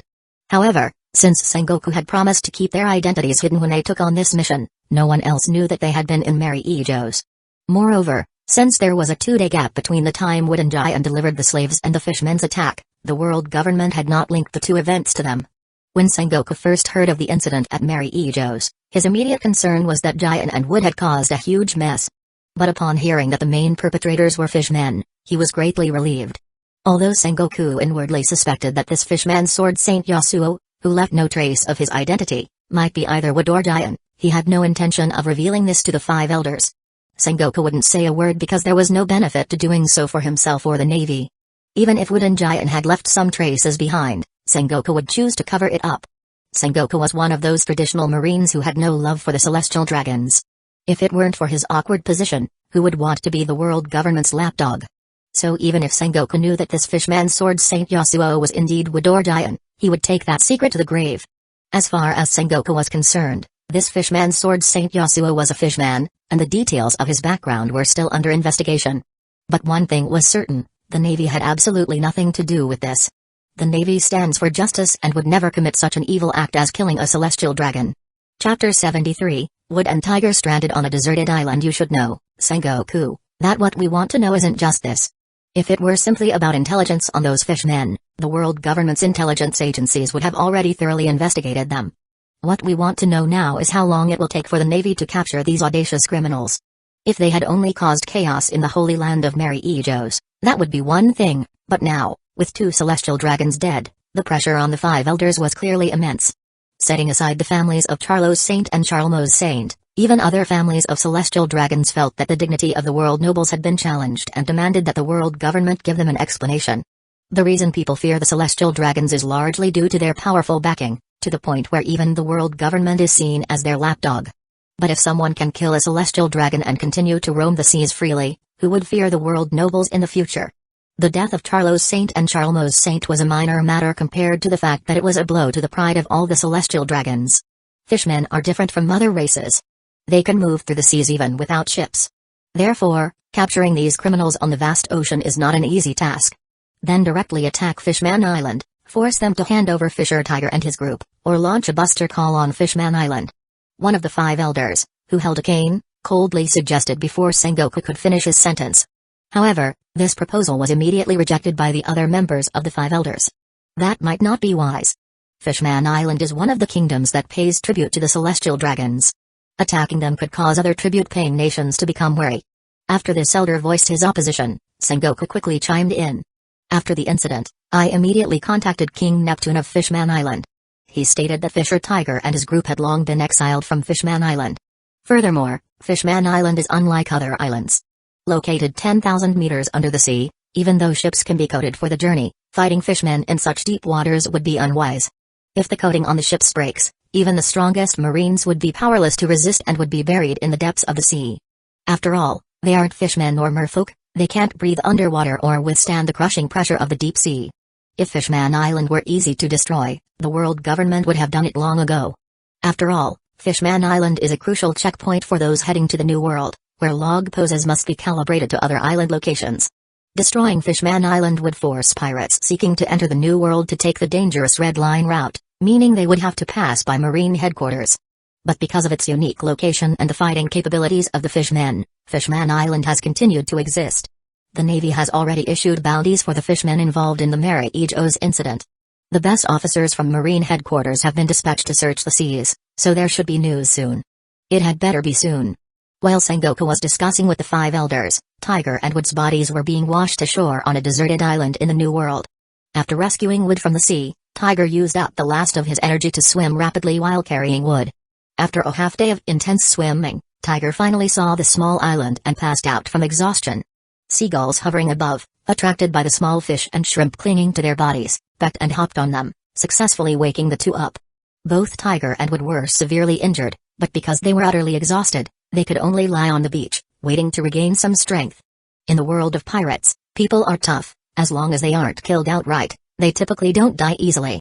You aren't one of our fishman-kin, so why would you risk so much to help us? The 2 men lay silently on the beach, with nothing but the chirping of seagulls around them. After a long period of silence, Tiger finally broke the quiet, voicing the question that had been weighing on his mind. The tension between fishmen and humans had existed for as long as either race could remember. Just as fishmen often regarded humans as inferior, Humans likewise saw fishmen as filthy beings. Tiger had rarely encountered humans who didn't harbor prejudice against fishmen. But someone like Wood, willing to help fishmen and even risk his life for them, was someone Tiger had never met before. Then let me ask you this, back in Mary E. Joe's, why did you choose to save the non-fishman slaves? According to your beliefs, only fishmen are your kin. So, what made you decide to save others as well? Wood countered. Tiger fell silent at the question, unsure of how to respond. It was humans who had sold his kin into slavery to the celestial dragons. Yet, when Tiger saw the other human slaves caged alongside the fishmen in Mary E. Joe's, he was unexpectedly moved. Was it out of sympathy? Or perhaps it was something Queen Atoheim once said? If you can't figure it out, let me answer your question for you. A race consists of many individuals, but the actions of a few individuals cannot represent an entire race, no matter how powerful they are. There are good and bad people among humans. Just as some humans would sell your kin, others bear no prejudice against fishmen and are even willing to take risks for them. You are a hero of the fishmen, but even you cannot represent the entire fishman race. Can you guarantee that no fishman has ever committed evil somewhere in the world? Tiger wanted to argue, especially when Wood mentioned fishmen committing evil. But as he opened his mouth to speak, he found himself at a loss for words. While he believed in his kin, he could only vouch for those who followed him. As for others, Tiger couldn't definitely. Chapter 74, Giant, are you here to take refuge or to have a vacation? To Wood, a transmigrator deeply influenced by modern culture, he genuinely didn't see much difference between fishmen and humans. In fact, as a hardcore fan of anime and manga, he even thought that having a few add-on features like fox ears or a cat tail might be appealing. Undeniably, fishmen with their colorful skin and fish-like appearances were not particularly attractive in terms of looks. But to Wood, who was deeply immersed in novels and games, fishmen still fell within the realm of human compared to some grotesque monsters. Perhaps because Wood's words were so sincere, they unexpectedly caused Fisher Tiger, a 5-meter-tall tough guy, to have a dazed expression. He murmured. Humans and fishmen might have the same ancestors. I believe that one day, fishmen and humans will be able to understand each other. Recalling what Wood had just said, Tiger suddenly remembered the words Queen Atoheim had once spoken to him. Tiger had always respected Queen Atoheim, but he didn't take her words seriously. However, after meeting Wood, he was willing to believe in that possibility. The two lay side by side on the beach without saying much more. Until nightfall, when they had regained some strength and could move on their own. A day later, Jinbai and the others found a small island by following Tiger's life paper. Tiger wanted Wood to join him and introduce him as a benefactor to the other fishmen, but Wood refused. Tiger, being straightforward and loyal, quickly understood the danger Wood faced if his identity as a marine was revealed. Wood explained that the identity of Fishman Sword Saint Yasuo was now dead and would no longer appear on the seas. From now on, there would only be marine Wood. Tiger wasn't foolish. He quickly realized how risky it would be for Wood if the truth came out. Although he trusted Jinbai and the others, he knew it was best to keep the secret. He decided to take this secret to the grave. It's better not to return to Fishman Island for the time being. The world government won't let this go easily, even if Fishman Sword Saint Yasuo is dead. The Navy, under pressure from the world government and the celestial dragons, will definitely hunt you down. As for the human slaves you rescued, I suggest you find an island to leave them on. Wood, who had used the guise of a fishman to save Hancock and the others, felt he owed the fishmen something in return. He had to repay Tiger's life-saving grace. According to the original storyline, after escaping from Mary E. Joe's, Tiger was betrayed by the villagers while returning the slave girl Koala to her island. This led to his death at the hands of the Navy. Severely injured, Tiger refused a blood transfusion due to his disillusionment with humanity, ultimately dying with the words, "I will not submit to humans." The Navy officer in charge of the operation was Commodore Cadillac, one of Wood's acquaintances who had once traveled to Maple Leaf Island with Admiral Zephyr. In this timeline, the incident at Mary E. Joe's happened 3 years earlier than originally depicted, and Koala wasn't among the slaves saved by Tiger and his crew. However, out of caution, Wood reminded Tiger to be careful before he left. In the original storyline, Tiger's bounty was 230 million Baileys after the Mary E. Joe's incident. But because of the deaths of the celestial dragons, the situation had escalated, raising his bounty to 350 million Baileys. Including the bounties of Jinbai and the others, the total amount was considerable. Never trust human nature too much because it is often ugly. With such a large bounty at stake, there are bound to be those driven by greed. Boss Tiger, it's a relief that you're okay. Your life paper almost burned up completely. So, in the end, were you unable to save our fellow swordsman? I heard from the Navy that Fishman Sword Saint Yasuo has been confirmed dead at sea. Holding the wanted poster handed to him by a subordinate, Tiger remained silent. As he looked at the small island in the distance, he announced his decision to form the Sun Pirates. Naturally, Tiger himself would be the captain of the Sun Pirates. While everyone expected Jinbai or Arlong to become the first mate, Tiger surprised them by declaring that Fishman's Sword Saint Yasuo would be the first mate. Wood had said that the name Fishman's Sword Saint Yasuo might disappear from the seas, but Tiger was determined to make the name of the Sun Pirates resound across the seas and ensure that the name of Fishman's Sword Saint Yasuo would live on. Jinbai had no objections to Tiger's decision because he understood that Tiger wanted the other fishmen to remember the swordsman's sacrifice. Arlong, although somewhat dissatisfied, had to admit that without the swordsman's sacrifice, they might not have survived Mary Ejos. So, he also voiced no objections. 3 days after Tiger left, a medium-sized schooner slowly approached a deserted island.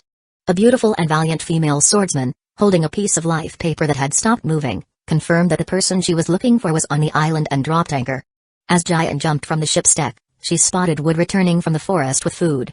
He was now shirtless, with a large bear draped over his shoulder, looking like he had been thoroughly beaten. His well-defined muscles were not overly bulky but exuded strength. After a few days of rest, most of Wood's wounds had scabbed over. He wore a hat made of woven leaves, and while carrying a bear several times his size on one shoulder, he was casually eating a skewer of roasted chicken wings with the other hand. "Yo, Giant, you finally made it here. I was wondering why, even after Fisher Tiger and the fishmen left days ago, you hadn't arrived yet. My injuries have improved a lot, and I was even thinking of stocking up on food and swimming back to Marine headquarters myself." Giant had been very worried about Wood's safety, especially since, like Tiger, Wood's life paper had almost completely burned up. Even though the life paper had slowly started to recover after Wood escaped danger, Giant had quickly delivered Hancock and the others to a safe island and rushed to find Wood. However, when she saw Wood living as if he were on vacation, Giant couldn't help but feel that all her previous worries had been for nothing. Chapter 75, The two returned to Marine headquarters. Note, let's change her name to Ain again because that is what the author named her. I thought Ain was a boy's name at first, but it doesn't matter, so it is back to Ain instead of Ain. So, you took Hancock and the others to the Sabati archipelago, and then returned here to find me? Within just a few minutes, Wood had heard everything from Giant about what happened after he left. Because Giant and her group left much earlier than the fishmen, they didn't encounter any obstacles on their way. However, Wood couldn't help but worry about sending those recently freed slaves back to the Sabati archipelago. He wondered if they might be captured and sold again. Noticing the concern on Wood's face, Giant added, "Don't worry, I didn't take them to the illegal zones of the Sabati archipelago. And don't underestimate them, especially that Amazon kid you care about. After eating the devil fruit, her power has grown considerably. Ordinary slave traders and pirates shouldn't be a match for her. Besides, this was their choice. When they found out you were in danger, they insisted on returning home on their own and asked me to come find you as soon as possible." Indeed, after becoming the wielder of the love fruit, Hancock was no longer just an ordinary kid. The power she demonstrated in Mary Ejos was comparable to that of a lieutenant in the Navy. At the current Sabati archipelago, there weren't any formidable enemies. As long as they could contact Amazon Lily, the Kuja pirates would probably come to pick them up. Now that you've told me about the Amazon kid, care to explain how this Fishman's Sword Saint Yasuo business happened? Didn't we agree earlier that we could teach the celestial dragons a lesson, but not to kill anyone? Now the entire sea is in an uproar, and 2 days ago, the Navy headquarters even ordered us to return immediately because they're running out of manpower. The moment Giant mentioned the celestial dragons, she flared up again, grabbing Wood's ear and twisting it. There was nothing I could do. I didn't expect the celestial dragons to be such scum. I acted on impulse, and after killing the first one, I figured killing the second one wouldn't make much difference, so I took care of him too. To be honest, the biggest loss this time was all the treasure I took from Charma Saint's vault. I lost everything while escaping, and now all I have left is this sword. Wood was thankful that Tiger, knowing how important a famous sword was to a swordsman, had recovered his sword while rescuing him. Otherwise, Wood would have lost everything this time. It's a good sword, no doubt, but are you sure it's safe to take something from the Celestial Dragon's vault? Relax. That vault was so full of stuff that even the Celestial Dragon probably didn't know what was in there. And since that Celestial Dragon is dead, and I burned everything I couldn't take, there's nothing to worry about. Murder, theft, arson. Wood was still a Navy officer, not some infamous pirate.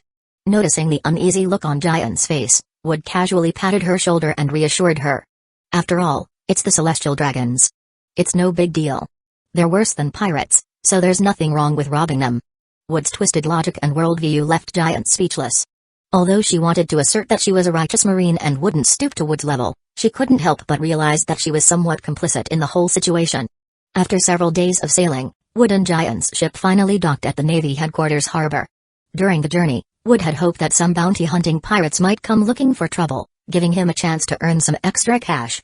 After all, during previous missions, Giant often encountered such characters on the way back. With all the treasure he had looted from Mary Ejo's now at the bottom of the sea, Wood was desperate to earn some money before returning to that godforsaken place, Impel Down, or else he wouldn't even have enough to buy little Lane a gift when he went back to Maple Leaf Island. Unfortunately, due to the Mary Ejo's incident, the entire sea was now on high alert, and the Navy headquarters was frantically hunting down criminals. Not only was the naval hero Garp involved, but the Navy headquarters had also deployed the three most powerful vice admirals: Okeanyo, Kizaru, and Aokiji. Not just small-time pirates, but even the major pirates were lying low during this period, not daring to provoke the Navy. So, naturally, Wood and Giant's return journey was unusually smooth, without any incidents. Upon their return to Navy headquarters, the two went straight to Fleet Admiral Sengoku's office to report on their mission. As they walked down the corridor, receiving salutes from various Marines, Giant couldn't shake her unease. The reason was simple: the situation had escalated too much. Giant knew that Fleet Admiral Sengoku wasn't a fool. He would undoubtedly connect some dots and realize that they were involved in the incident. So, when they reported their mission, should they tell the truth about what they did in Mary Ejo's? Sengoku didn't forcibly recall us because of the Celestial Dragon incident. He cited a lack of manpower as the reason, meaning he doesn't want this matter to be linked to the Navy. So, no matter what Sengoku asks later, we must play dumb and insist that we were just there to escort the slaves. As for anything else, it had nothing to do with us. Giant was still too inexperienced. While she was quite shrewd and handled things better than most of her peers, her current state was such that she didn't even need to say anything. A seasoned veteran like Sengoku would be able to see through her. In Wood's view, confessing would be the dumbest move. Even if Sengoku had some suspicions, it didn't mean he wanted to be in the know. After all, knowing too much could mean taking the blame if things went south. When they entered Sengoku's office, the old man looked up from his paperwork, his sharp gaze piercing through his round glasses as he studied Wood and Giant. "You've worked hard on this mission. You must have heard about the recent events at sea, right? A celestial dragon was killed. This hasn't happened in hundreds of years. And it's quite the coincidence that you two were also in Mary Ejo's at the time. So, I want to know if there's anything you know that I don't." Chapter 76, Wood, Marine Headquarters Major. Fleet Admiral Sengoku's gaze was rather intimidating. Combined with his stern expression and natural authority, an ordinary person might have been overwhelmed by his presence and unconsciously revealed the information Sengoku sought. But who was Wood? In terms of appearance, he might seem like a novice. However, having lived 2 lives and gained experience over the years, he might not be a match for the old veterans, but his mental fortitude was quite strong. "Fleet Admiral Sengoku, you must be joking. It was just the 2 of us on the mission. How could we possibly have more detailed information than Marine Headquarters?" This time, Colonel Giant and I completed the mission smoothly. After escorting the slaves from Sabati Archipelago to Mary Ejo's, we left immediately. We were also deeply saddened by what happened at Mary Ejo's. We didn't expect those villains to be so audacious. This is like a direct slap in the face to the world government. On our way back, we encountered a group of fishmen. Suspecting they might be connected to the chaos at Mary Ejo's, we were furious and gave chase. However, their strength was formidable, and since it was just the 2 of us, we were outnumbered and they managed to escape, which is why it took us several days longer to return to Marine Headquarters. Although we returned later than planned, we have no excuses. We hope Fleet Admiral Sengoku will punish us accordingly. But for the sake of justice, we do not regret our actions in the slightest. If given the chance, I would make the same choice again. Before Giant could say anything, Wood delivered his report with such passion that both Giant and Sengoku were left speechless. Wood's righteous and unflinching demeanor even made Sengoku momentarily doubt his suspicions. Could it be that he was mistaken, and that these 2 really had nothing to do with the events at Mary Ejo's? However, when he noticed Giant's similarly stunned expression, Sengoku wasn't entirely convinced and turned his gaze to Giant. "Colonel Giant, is what this Marine said true? Did you really encounter a group of fishmen on your way back, which caused the delay in your return?" Faced with Sengoku's piercing gaze and overwhelming presence, Giant's mental fortitude and composure couldn't compare to Wood's. "Fleet Admiral Sengoku, this matter. I want to hear Colonel Giant's report. You're just a seaman 3rd class. Reporting on a mission is typically the responsibility of your superior. Your earlier actions overstepped your bounds, but considering the successful completion of this mission, I won't punish you for it." Giant took a moment to collect herself and then seriously nodded at Sengoku. "What my subordinate Wood said is largely the truth of our mission. As for the fishmen we encountered, they initially tried to drill through the bottom of our ship from the sea. If Fleet Admiral Sengoku wants a detailed account of the battle, I can write up a full report later." Hearing Giant's response, Wood mentally gave her a thumbs up. Giant's account was 70% true and 30% false. They had indeed encountered fishmen, but that was before they went to Mary Ejo's. It was a bit difficult for Giant to lie to her superior, but she spoke the truth about their real experiences with conviction and sincerity. Although her expression was somewhat unnatural when she said Wood's account is true, she still managed to keep her composure, which was quite impressive. "All right, I understand. You both can go rest now. As agreed before, Colonel Giant, your rank will be promoted to Rear Admiral after this mission. As for Seaman 3rd Class Wood, given your outstanding abilities and a strong recommendation from Colonel Giant." "No, Rear Admiral. I will promote you directly to the rank of Marine Major." After leaving Sengoku's office, Wood walked down the corridor, grinning from ear to ear as he looked at his promotion order, so much so that even Giant couldn't stand it. "Enough already. It's just a Marine Major rank. Do you really need to act so smug? Anyone who sees you would think you've been appointed as the Fleet Admiral." Giant genuinely thought Wood was being ridiculous. She had just been promoted to Rear Admiral, but she wasn't particularly thrilled. Her sights were set on becoming the strongest force in the Navy as an admiral. Yet here was Wood, despite his impressive skills, intelligence, and only minor flaws in his character, getting all excited over being promoted to Major. "You don't understand. You just got promoted from Marine Colonel to Rear Admiral, which is only one rank higher. But look at me. I jumped straight from Seaman 3rd Class, skipping over 2nd Class, 1st Class, Petty Officer, Chief Petty Officer, Warrant Officer, Lieutenant Junior Grade, and Lieutenant, all the way up to Major. A leap of 8 ranks. Becoming a Marine Major was truly a delight for Wood, as it fit perfectly with his expectations. It allowed him to apply for transfer to a regional base while remaining a low-profile rank within Marine headquarters. What Wood didn't know was that the Marine Major rank he was so thrilled about was actually considered too low by some. After Wood and Giant left, 2 figures emerged from a discreet corner of Sengoku's office. A man and a woman.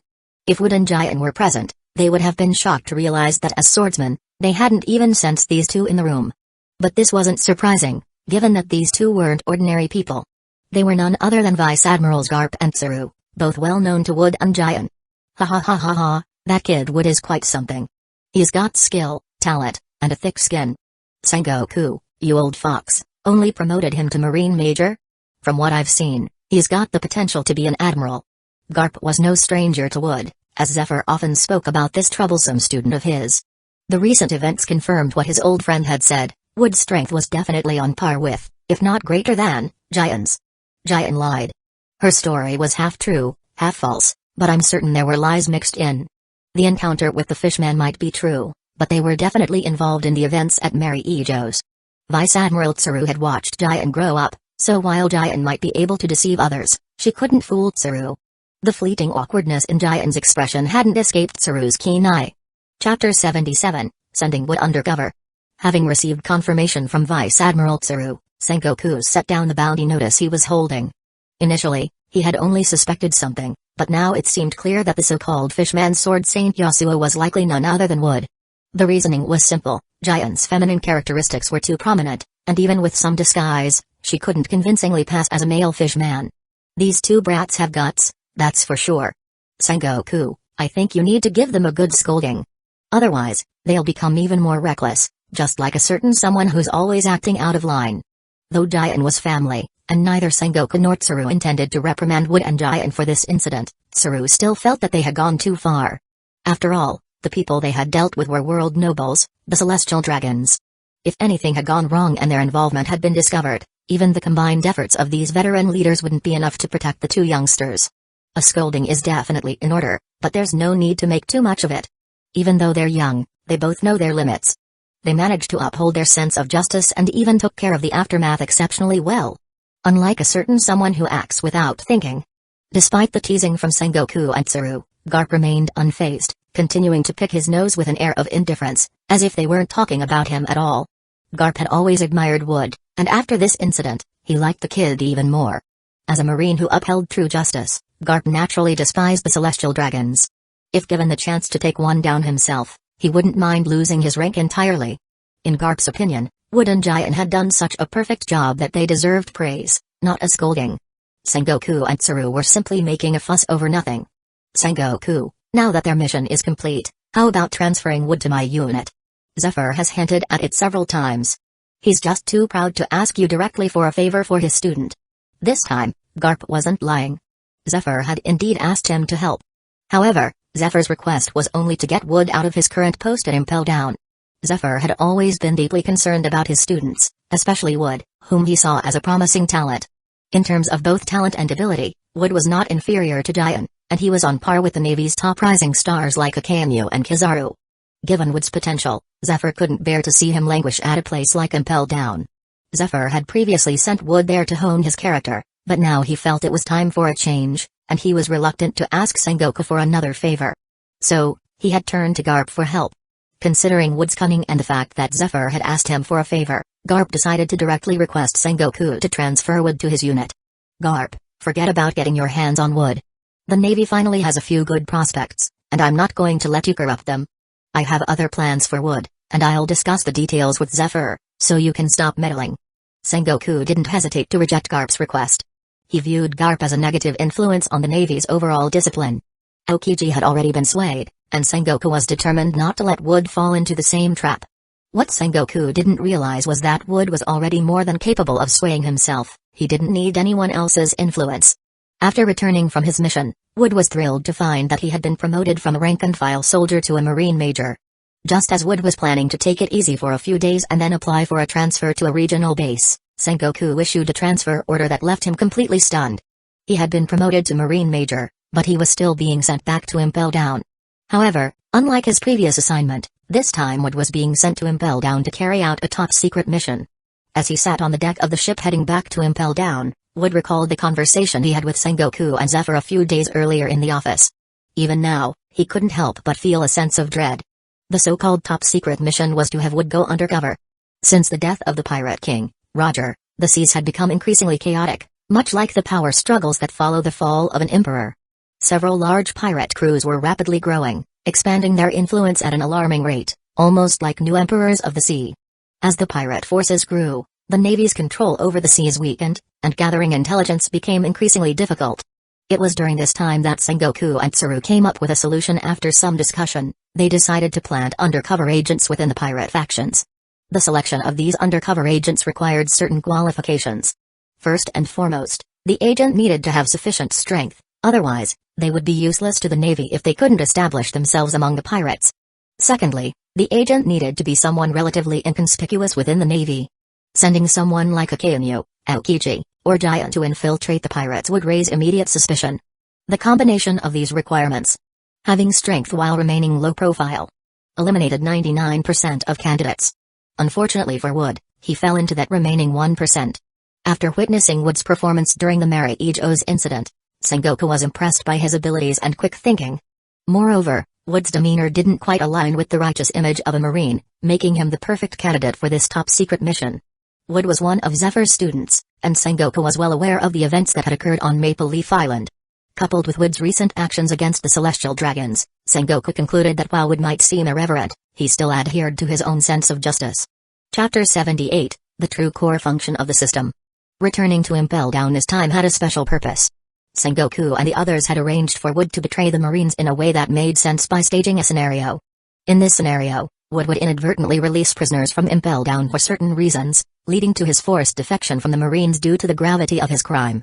Originally, Wood thought becoming a Marine Major was a good thing, allowing him to advance his pay and enjoy a comfortable life in a local branch. But now, he was forced to become a double agent. Everyone knows that double agents rarely meet a good end. Never mind the saying justice prevails. This is a high-risk job where one wrong move could lead to a gruesome death at the hands of an ally. Faced with such a difficult task, Wood almost instantly decided to refuse, declaring that since he had become a Marine, he would never do anything to betray the word justice on his back, even if it was just pretending to be a pirate. Although he had only received his justice cloak a few days ago after being promoted to Major, now that he wore it, he felt responsible for the word justice on his back. Why was it okay to impersonate a fishman and commit acts of arson and robbery before? Because back then, he was just a Marine grunt. Just a minor character who couldn't tarnish the overall image of the Marines. But things were different now. Wood was at least a Marine major, albeit one whose rank was still lower than Giant's, but still someone qualified to wear the cloak of justice. However, just as Wood was about to deliver his prepared refusal, the long-dormant mute system suddenly became active again and triggered a special mission. Congratulations to the host for successfully triggering a special mission. Mission name: Create Chaos in Impel Down. Mission objective: Cause chaos in Impel Down and ensure that at least 100 prisoners, including the Golden Lion Shiki, successfully escape. Mission progress: 0. Mission reward: 1 opportunity to use the world life simulation. Seeing the task pop up from the system, Wood was stunned into silence, the words of refusal stuck in his throat. According to the system, the previous life simulations were merely beginner rewards, while this world life simulation was the system's true core function. Not to mention that special missions were incredibly rare. Regular missions only triggered after long intervals. Wood was genuinely reluctant to pass this up. Every time the system assigned a task, Wood's abilities would improve dramatically. This was the benefit of having a cheat system. However, this time, the system's task requirements made Wood feel conflicted. The Golden Lion Shiki was destined to successfully escape. There was nothing Wood could do to stop that with his current abilities, so there was nothing to discuss on that front. But assisting over 99 other prisoners in escaping made Wood uneasy. Not all the inmates in Impel Down were irredeemable scoundrels, but they were certainly not good people. Releasing this trash back into the sea would only lead to more innocent people getting hurt. Wood wanted to become stronger through the system, but he had his limits. If gaining power meant sacrificing the lives of countless innocent people on the seas, then he would rather forego that power. But just as Wood, after careful consideration, resolutely clicked on the refuse task button, the system uncharacteristically popped up another dialog box. This task is the host's first special mission. If refused, you will permanently lose access to the system's world life simulation function. Are you sure you want to refuse? Staring at the dialog box, Wood hesitated only briefly before pressing confirm. He wasn't sure what the world life simulation function was, but Wood didn't want to lose his principles for the sake of power. The ordinary life simulation was sufficient for him. He didn't want to be entirely led by the system. Unexpectedly, as Wood clicked on the refuse task button again, the system popped up another dialog box with additional hints. Since this is the host's first special mission, you might not be fully familiar with the system's mission mechanics. Therefore, here is a friendly reminder. As per the mission's text, the host needs to ensure that 100 prisoners escape from Impel Down for the task to be considered complete. As for the fate of these 100 prisoners, the system will not interfere. The mission will be considered complete based solely on the task criteria. If, after careful consideration, the host still chooses to abandon the mission, the system will not issue a third warning. Wood had always thought this trash system was not only silent but also somewhat sentient, given its occasional snarky PS comments. Now, with its recent series of responses and the current prompt, Wood was even more convinced that the system had some level of intelligence. Moreover, this trash system seemed eager for him to accept the mission, as it was doing its utmost to guide him. Although the system's hint was somewhat ambiguous, Wood wasn't so dense as to miss the point. He quickly grasped the system's underlying message. Ensuring that 100 or more prisoners escape from Impel Down would complete the mission. After completing the mission, what happens to those prisoners is irrelevant to the system. This meant that Wood could let the prisoners out to fulfill the mission criteria and then turn around and eliminate them all to prevent them from causing havoc on the seas. With this in mind, Wood saw no reason to hesitate. Since he had already accepted the Marines' top-secret mission to defect, this task aligned perfectly with that objective. One could only imagine Sengoku's reaction when he learned that not only did a few minor figures escape from Impel Down, as he had planned, but also 100 prisoners, including the Golden Lion Shiki. After completing the mission of escorting slaves to Mary Ejos, which took over a month, Wood returned to find that he had jumped 8 ranks, from a mere third-class soldier to a Marine major. The highest-ranking officer in the Marine detachment at Impel Down had been a Marine captain. Now, returning as a major, Wood was the highest-ranking officer at the facility. Although the Marine detachment at Impel Down had only a few dozen personnel, it still gave Wood a taste of what it felt like to be in command. Chapter 79, The Opportunity for the Golden Lion's Escape. Thank goodness, while in Marine headquarters, anyone Wood casually encountered on the street held a higher rank than him, a Marine major. In that environment, there was no way for him to flaunt his rank. However, things were different now that Wood had arrived at Impel Down. Being assigned to this post was, honestly, not much different from being exiled. Seeing that Wood had only been away for a month and had risen from the rank of third-class soldier, a mere high-level grunt, to that of a Marine major, the few dozen lazy Marines stationed at Impel Down were more convinced than ever that Wood had connections in high places. Is it really that easy to rise in rank in the Marines? Many have been in the service for over a decade and are still just regular grunts. To rise so quickly, one must either possess outstanding strength or achieve an extraordinary feat. Otherwise, such a rapid promotion is impossible under normal circumstances. Since Wood was previously just a third-class soldier, his outstanding strength could be ruled out. As for achieving extraordinary feats, Wood had only been away for a month. They couldn't imagine what kind of short-term mission could warrant such a leap in rank. This left them with only one conclusion: Wood had someone backing him in Marine headquarters, perhaps even the illegitimate child of some high-ranking officer. Initially, being assigned to Impel Down was probably just to divert attention. Once he had earned some merit, he was called back to be polished up and then promoted smoothly. "Commander Wood, please have some tea.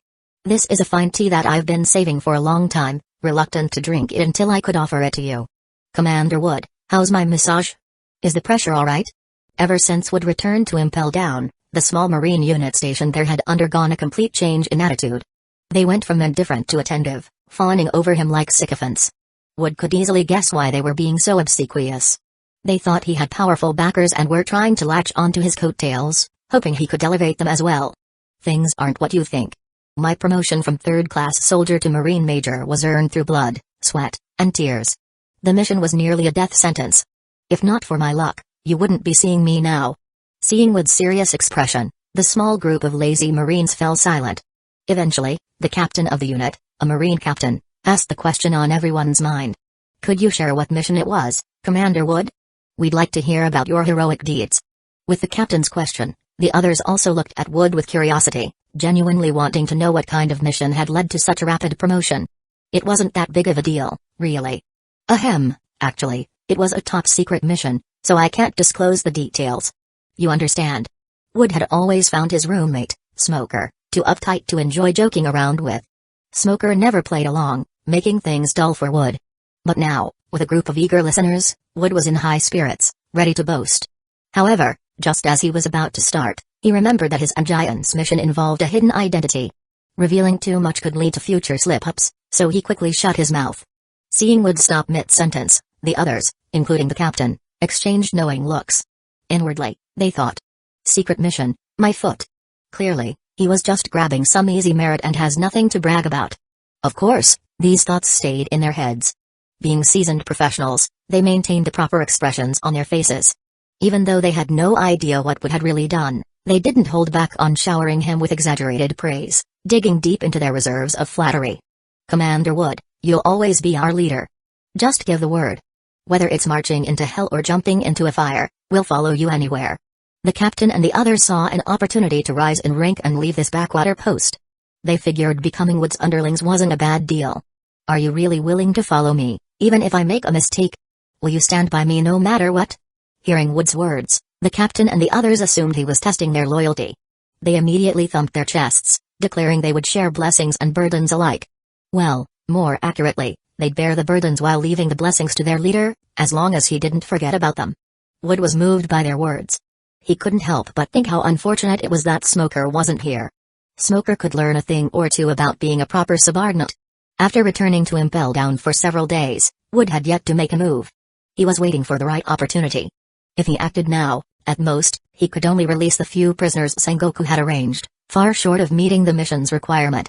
Wood didn't know if Sengoku had communicated with a warden of Impel Down, but one thing was certain: if he released more than 100 prisoners, he'd undoubtedly become a prime target. Wood's strength had indeed improved significantly after the lucky break in Mary Ejo's, where his observation hockey evolved. But even so, he wasn't confident enough to single-handedly take on all of Impel Down's forces and successfully free 100 prisoners. Sadi, Shiryu of the Rain, Magellan. These were not easy opponents, not to mention the large number of jailer beasts and other guards. So Wood was waiting for an opportunity.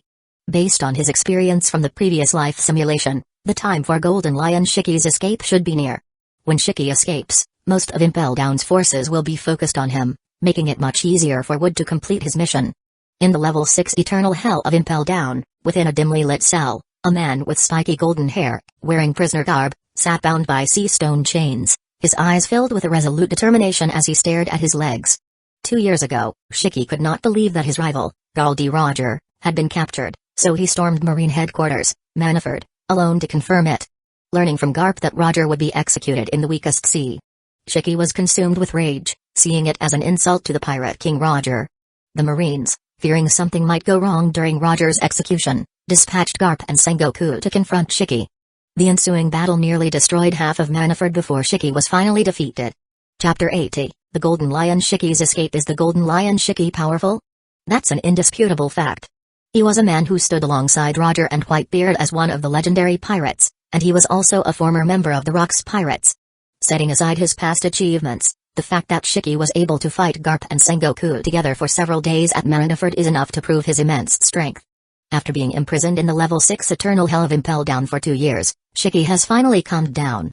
His rival, Roger, is dead, but that doesn't mean Shiki has no chance to surpass him.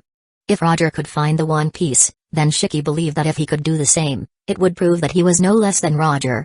However, currently imprisoned in Impel Down with sea stone shackles binding his legs, even thinking about leaving, let alone finding the One Piece, seemed like an impossible task. Nevertheless, after 2 years of contemplation in prison, Shiki did come up with a plan to escape, although it came at a great cost.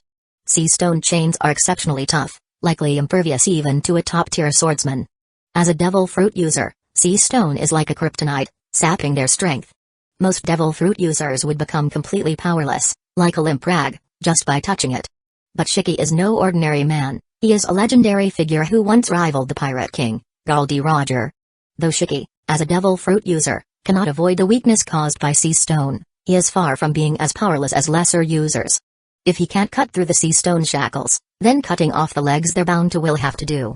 For most people, losing their legs would render them immobile, and any hope of escaping Impel Down would be lost. But Shiki is different. He is the user of the Parimsha type float fruit, which allows him to make himself and objects float in the air. Cutting off his own legs would certainly affect his combat ability in the future, but at the moment, it seemed to be his only viable option.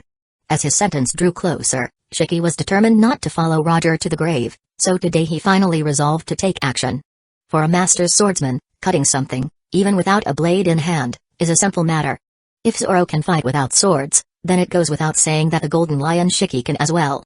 With 2 swift slashes in the darkness, Shiki severed his own feet at the ankles without so much as a groan of pain. He simply performed a quick and determined stopgap treatment to stem the bleeding and then began to float, defying gravity. With the sea stone no longer restraining him, the familiar and powerful sensation of his devil fruit abilities returned to his body. With just a flick of his fingers, the heavy iron cell door in front of him flew away like a piece of paper. Impel Down prides itself on being the world's most secure prison, and for good reason. In addition to its heavily guarded defenses, the prison is also equipped with numerous monitoring den-den-mushi, transponder snails, placed throughout its corridors and levels. As the level housing the most dangerous individuals, Level 6 Eternal Hell has the highest concentration of guards and surveillance den-den-mushi. Shiki had barely made his escape when the images captured by the surveillance den-den-mushi were transmitted to the main monitoring room. At the same time, the small den-den-mushi that captured Shiki's escape began blaring their alarm. Warning! Warning! A prisoner has left their cell in Level 6 Eternal Hell. The escaped convict has been identified as Shiki of the Flying Pirates. This individual carries a bounty exceeding. Before the alarm could finish, Shiki crushed the transponder snail in his hand. With Shiki's escape, chaos quickly spread throughout Impel Down. The prisoners in Level 6 are all incredibly dangerous individuals, but even among them, the Golden Lion Shiki is by far the most dangerous and powerful. The warden of Impel Down, though unsure how Shiki managed to escape, knew one thing: if Shiki managed to flee the prison, it would be the end of his career. Almost immediately upon receiving the report, the warden of Impel Down gathered all available forces, including Magellan, Shiryu of the Rain, and other top-level officers, to head to Level 6 Eternal Hell. Their opponent was the Golden Lion Shiki, a man who once fought the marine hero Garp and the current fleet admiral Sengoku for days. No amount of caution could be considered excessive. As the chaos engulfed Impel Down, Wood also began to take action. The secret mission given to him by Sengoku was one that no other marine could have completed as effectively as he could. It's not just about the logistics. Releasing prisoners from Impel Down is a task most marines simply couldn't accomplish. Why? Because the layout of Impel Down is extremely complex, as seen in the storyline where Luffy attempts to rescue Ace. They needed a guide for each level. If Zoro were to try and navigate Impel Down, he might never find his way out of the first level. But for Wood, who had lived in Impel Down for over 6 months and had extensively studied the best escape routes in anticipation of Shiki's breakout, the complex layout wasn't much of an issue. Moreover, Since Wood was already well acquainted with most of the personnel at Impel Down, no one thought it was strange to see him wandering the corridors. Even the Bluegory, the prison beasts, and jailer beasts didn't find his presence unusual, so they didn't attack him. What initially started as a simple effort to get along with Magellan and the others had now conveniently turned into a means to facilitate his operation. Wood couldn't help but feel a bit guilty about it. Aside from others, Sadi, who was in charge of levels 3 and 4, had always been kind to him. Though that might be because she thought of Wood as a kindred spirit. The iron cells of Impel Down are fortified with sea stone, making them almost impossible to break through. However, after working at Impel Down for so long, Wood knew exactly where the keys to the cells were stored. The keys to levels 1 and 2 were kept with Chief Guard Saldeith, the keys to levels 3 and 4 were with Sadi, and the key to level 5 was held by Deputy Warden Magellan. As for the key to the final level 6, it was, of course, in the hands of the Warden himself. Chapter 81, Wood's plan begins. Due to his familiarity with Saldeith and Sadie, Wood knew that neither of them had the habit of carrying the keys with them. The keys were most likely left in their respective offices. As for their whereabouts, they were probably headed to level 6 Eternal Hell to stop the Golden Lion Shiki. That guy Saldeith is still the same, thinking that hiding the keys in a potted plant would keep them from being found. Given his height, he probably couldn't hide them too high up anyway. With practiced ease, Wood went to Saldeith's office and quickly found the keys in their usual hiding spot, making a comment about Saldeith's persistent concern over his height. After retrieving the keys from Saldeith's office, Wood didn't bother going to Sadie's office to look for more keys. The prisoners in levels 1 and 2 were already numerous enough to meet the requirements of Wood's mission. Moreover, the prisoners in levels 1 and 2 were the weakest in Impel Down. Even if they managed to escape, Wood was confident he could hunt them down later and eliminate them all. The prisoners in levels 3 and 4, however, generally had bounties around 50 million Baileys. While Wood could probably handle 10 of them at once without too much trouble, taking on over 100 would likely exhaust him. So, to ensure a smooth and successful mission, Wood decided it was best to release the prisoners in level 1. That way, even if he couldn't completely clean up afterward, the low-level pirates wouldn't cause too much chaos on the seas. As he walked through level 1 of Impel Down, the prisoners were not undergoing their usual torture today due to the commotion caused by Shiki. Instead, they were locked back in their cells. Walking through the corridors of the first level, Wood stood out since most of the guards had gone to level 6, leaving the area relatively empty. "Hey, you there, Marine brat. What's going on in Impel Down today? Where did those Bluegory monsters go? There's got to be a reason we aren't getting tortured today. I don't believe there's such a thing as a holiday in this hellhole." The prisoners noticed something was off, given the unusual quiet in the normally torturous Impel Down. In a place like this, where you were either being tortured in the thorny Crimson Hell or locked away in the pitch-dark cells, any gossip or unusual events naturally piqued their interest. It's nothing too serious. Someone in level 6 Eternal Hell tried to escape, so most of Impel Down's forces have gone there to stop him. The prisoners in level 1 had initially been looking for some juicy gossip, but when they heard Wood's nonchalant revelation, they fell into stunned silence. "Ha ha ha. Did you hear what that brat just said? This is the funniest thing I've heard since I got here. This kid has no idea what Impel Down is, does he? An escape? That's hilarious." Since Saldeith had refused Wood's request to use the prisoners as training partners, Wood spent most of his time in levels 3 and 4. The prisoners in levels 1 and 2, while recognizing Wood's face, didn't know him well. They assumed he was just another low-ranking Marine, and dismissed his outrageous claim as nonsense. "What if I told you the one escaping is the Golden Lion Shiki? He cut off his own legs to free himself from the sea stone shackles. Does that still sound like a joke?" Once again, the laughter filling the floor came to an abrupt stop at Wood's words. When Shiki was imprisoned 2 years ago, many of the prisoners in level 1 had seen him, so they knew he was being held in Impel Down. If Wood had claimed someone else was escaping, the prisoners might have dismissed it as a lie. But Shiki was different. He was a legendary figure who had once rivaled the Pirate King, Goldie Roger. His status and reputation set him apart from other prisoners. "Kid, are you serious? Did the Golden Lion Shiki really escape? Has he gotten out yet?" The situation in Impel Down was highly unusual today, and combined with Wood's calm demeanor and detailed explanation, most of the prisoners started to believe him. After understanding the gravity of the situation, the prisoners grew curious. Could this legendary pirate really escape from the world's most secure prison? Shiki is incredibly strong. Even after cutting off his legs, he's no ordinary man. Given the current situation, it looks like he has a good chance of escaping. The prisoners in level 1 were thrilled to hear this update and felt a surge of pride at Shiki's audacious breakout. However, their excitement was quickly dampened when one of the prisoners spoke up to bring them back to reality. So what if the Golden Lion Shiki escapes? What does that have to do with us? He won't take us with him, and if he escapes, the security here will only get tighter, and our punishments might get even worse. With that sobering reminder, the prisoners fell back into a state of dejection. They were right.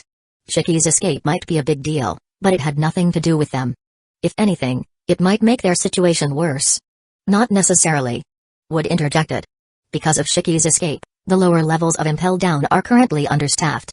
Don't any of you want to take this opportunity to escape and return to the seas to make your mark? Wood's words quickly stirred the hearts of the prisoners. But soon, they realized that even if the prison was less guarded, they still couldn't leave their cells or break free from their chains. Were they supposed to mutilate themselves like Shiki, cutting off their own legs? Even if they had the guts to do it, what would they do after freeing themselves from their chains? Shiki had the float fruit, which allowed him to fly. But if they cut off their legs, they'd be crippled. They wouldn't even be able to crawl out of Impel Down, let alone escape. Are you an idiot, or are you trying to make fools of us? I think you're just messing with us, trying to get us to cut off our own legs. Kid, bring your head over here so I can bite your neck off. Then I'll consider cutting my legs off. Amidst the mocking and arrogant laughter from the cells, Wood remained unfazed. He simply pulled out a large set of keys from his waist.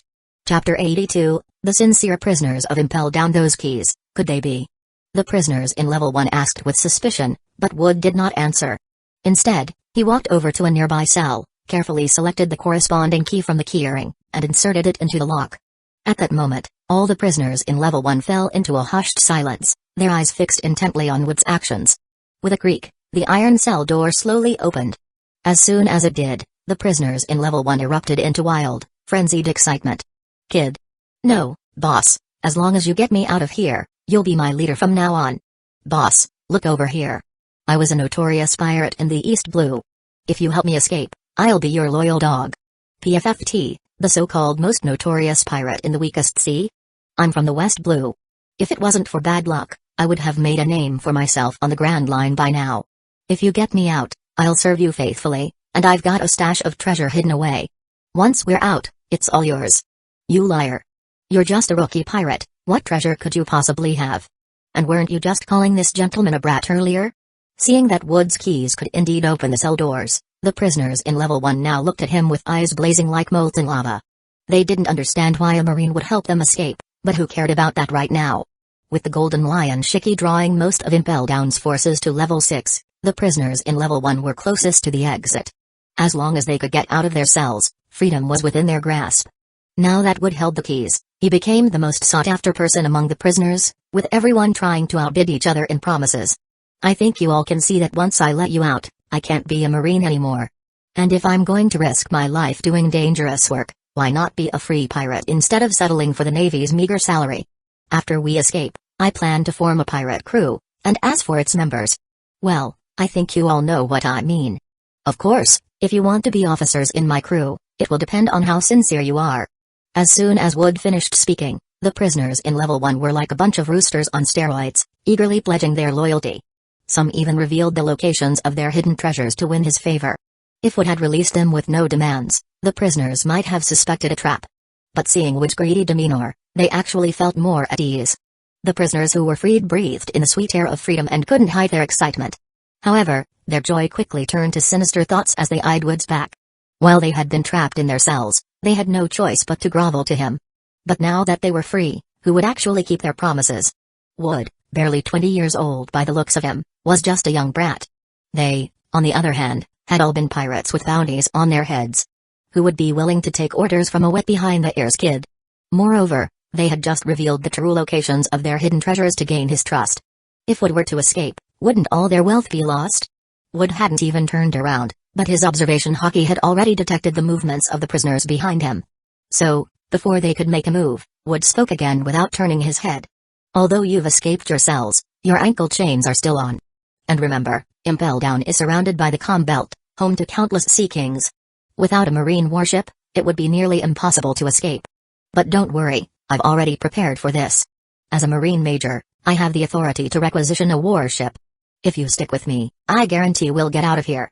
From the start, Wood never believed a word the prisoners said. He wasn't some miracle worker like Buggy, who could inspire loyalty just by being around. These were rebellious pirates, so why would they sincerely follow him just because he set them free? If he had been an overwhelmingly strong fighter, that might have been different. But right now, in their eyes, Wood was just a greedy, opportunistic marine turncoat. But Wood didn't try to change their opinion of him. After all, they were using each other. The prisoners in Level 1 intended to use Wood to escape Impel Down and then kill him. And Wood? He planned to use them to complete his mission, and then take out this group of scum from the seas. Hearing Wood's words, the prisoners who had been about to strike quickly suppressed their murderous intentions. Their once vicious expressions turned to fawning smiles. "You're amazing, Captain. You really thought this through. But if you could get the cell keys, why not get the keys for these ankle chains too? Moving around with these on is tough, and it might affect our combat abilities." The prisoners, having temporarily put aside their plans to kill Wood, now saw the necessity of his rank if they wanted to secure a warship. They also noticed that the chains on their ankles were still a problem and asked if Wood had the keys or knew where they were kept. "The keys to the ankle chains are carried by Saldeath, the warden.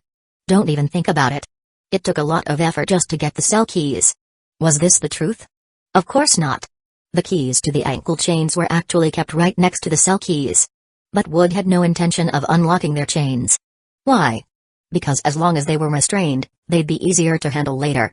The prisoners knew better than anyone what Impel Down was like, so they had no reason to doubt Wood's words. A Marine managing to obtain the cell keys was already impressive in their eyes. There were many prisoners in Level 1, but Wood ended up releasing only about 150, mostly those who had shown sincerity. Chapter 83, Major Wood Defects from the Navy. As for why Wood styled 150 prisoners instead of just 100, there was a reason. Wood's task required him to assist 100 prisoners in escaping from Impel Down. Note that the requirement was for the prisoners to successfully escape, meaning only those who left Impel Down would count towards the task completion. Although most of the forces in Impel Down were busy dealing with the Golden Lion, some defensive power still remained. Wood couldn't guarantee that releasing 100 prisoners would result in all of them escaping safely, so to be on the safe side, he released an extra few dozen. If he released all the prisoners from Level 1, it could be problematic because the sheer number might overwhelm him and cause his plan to fail.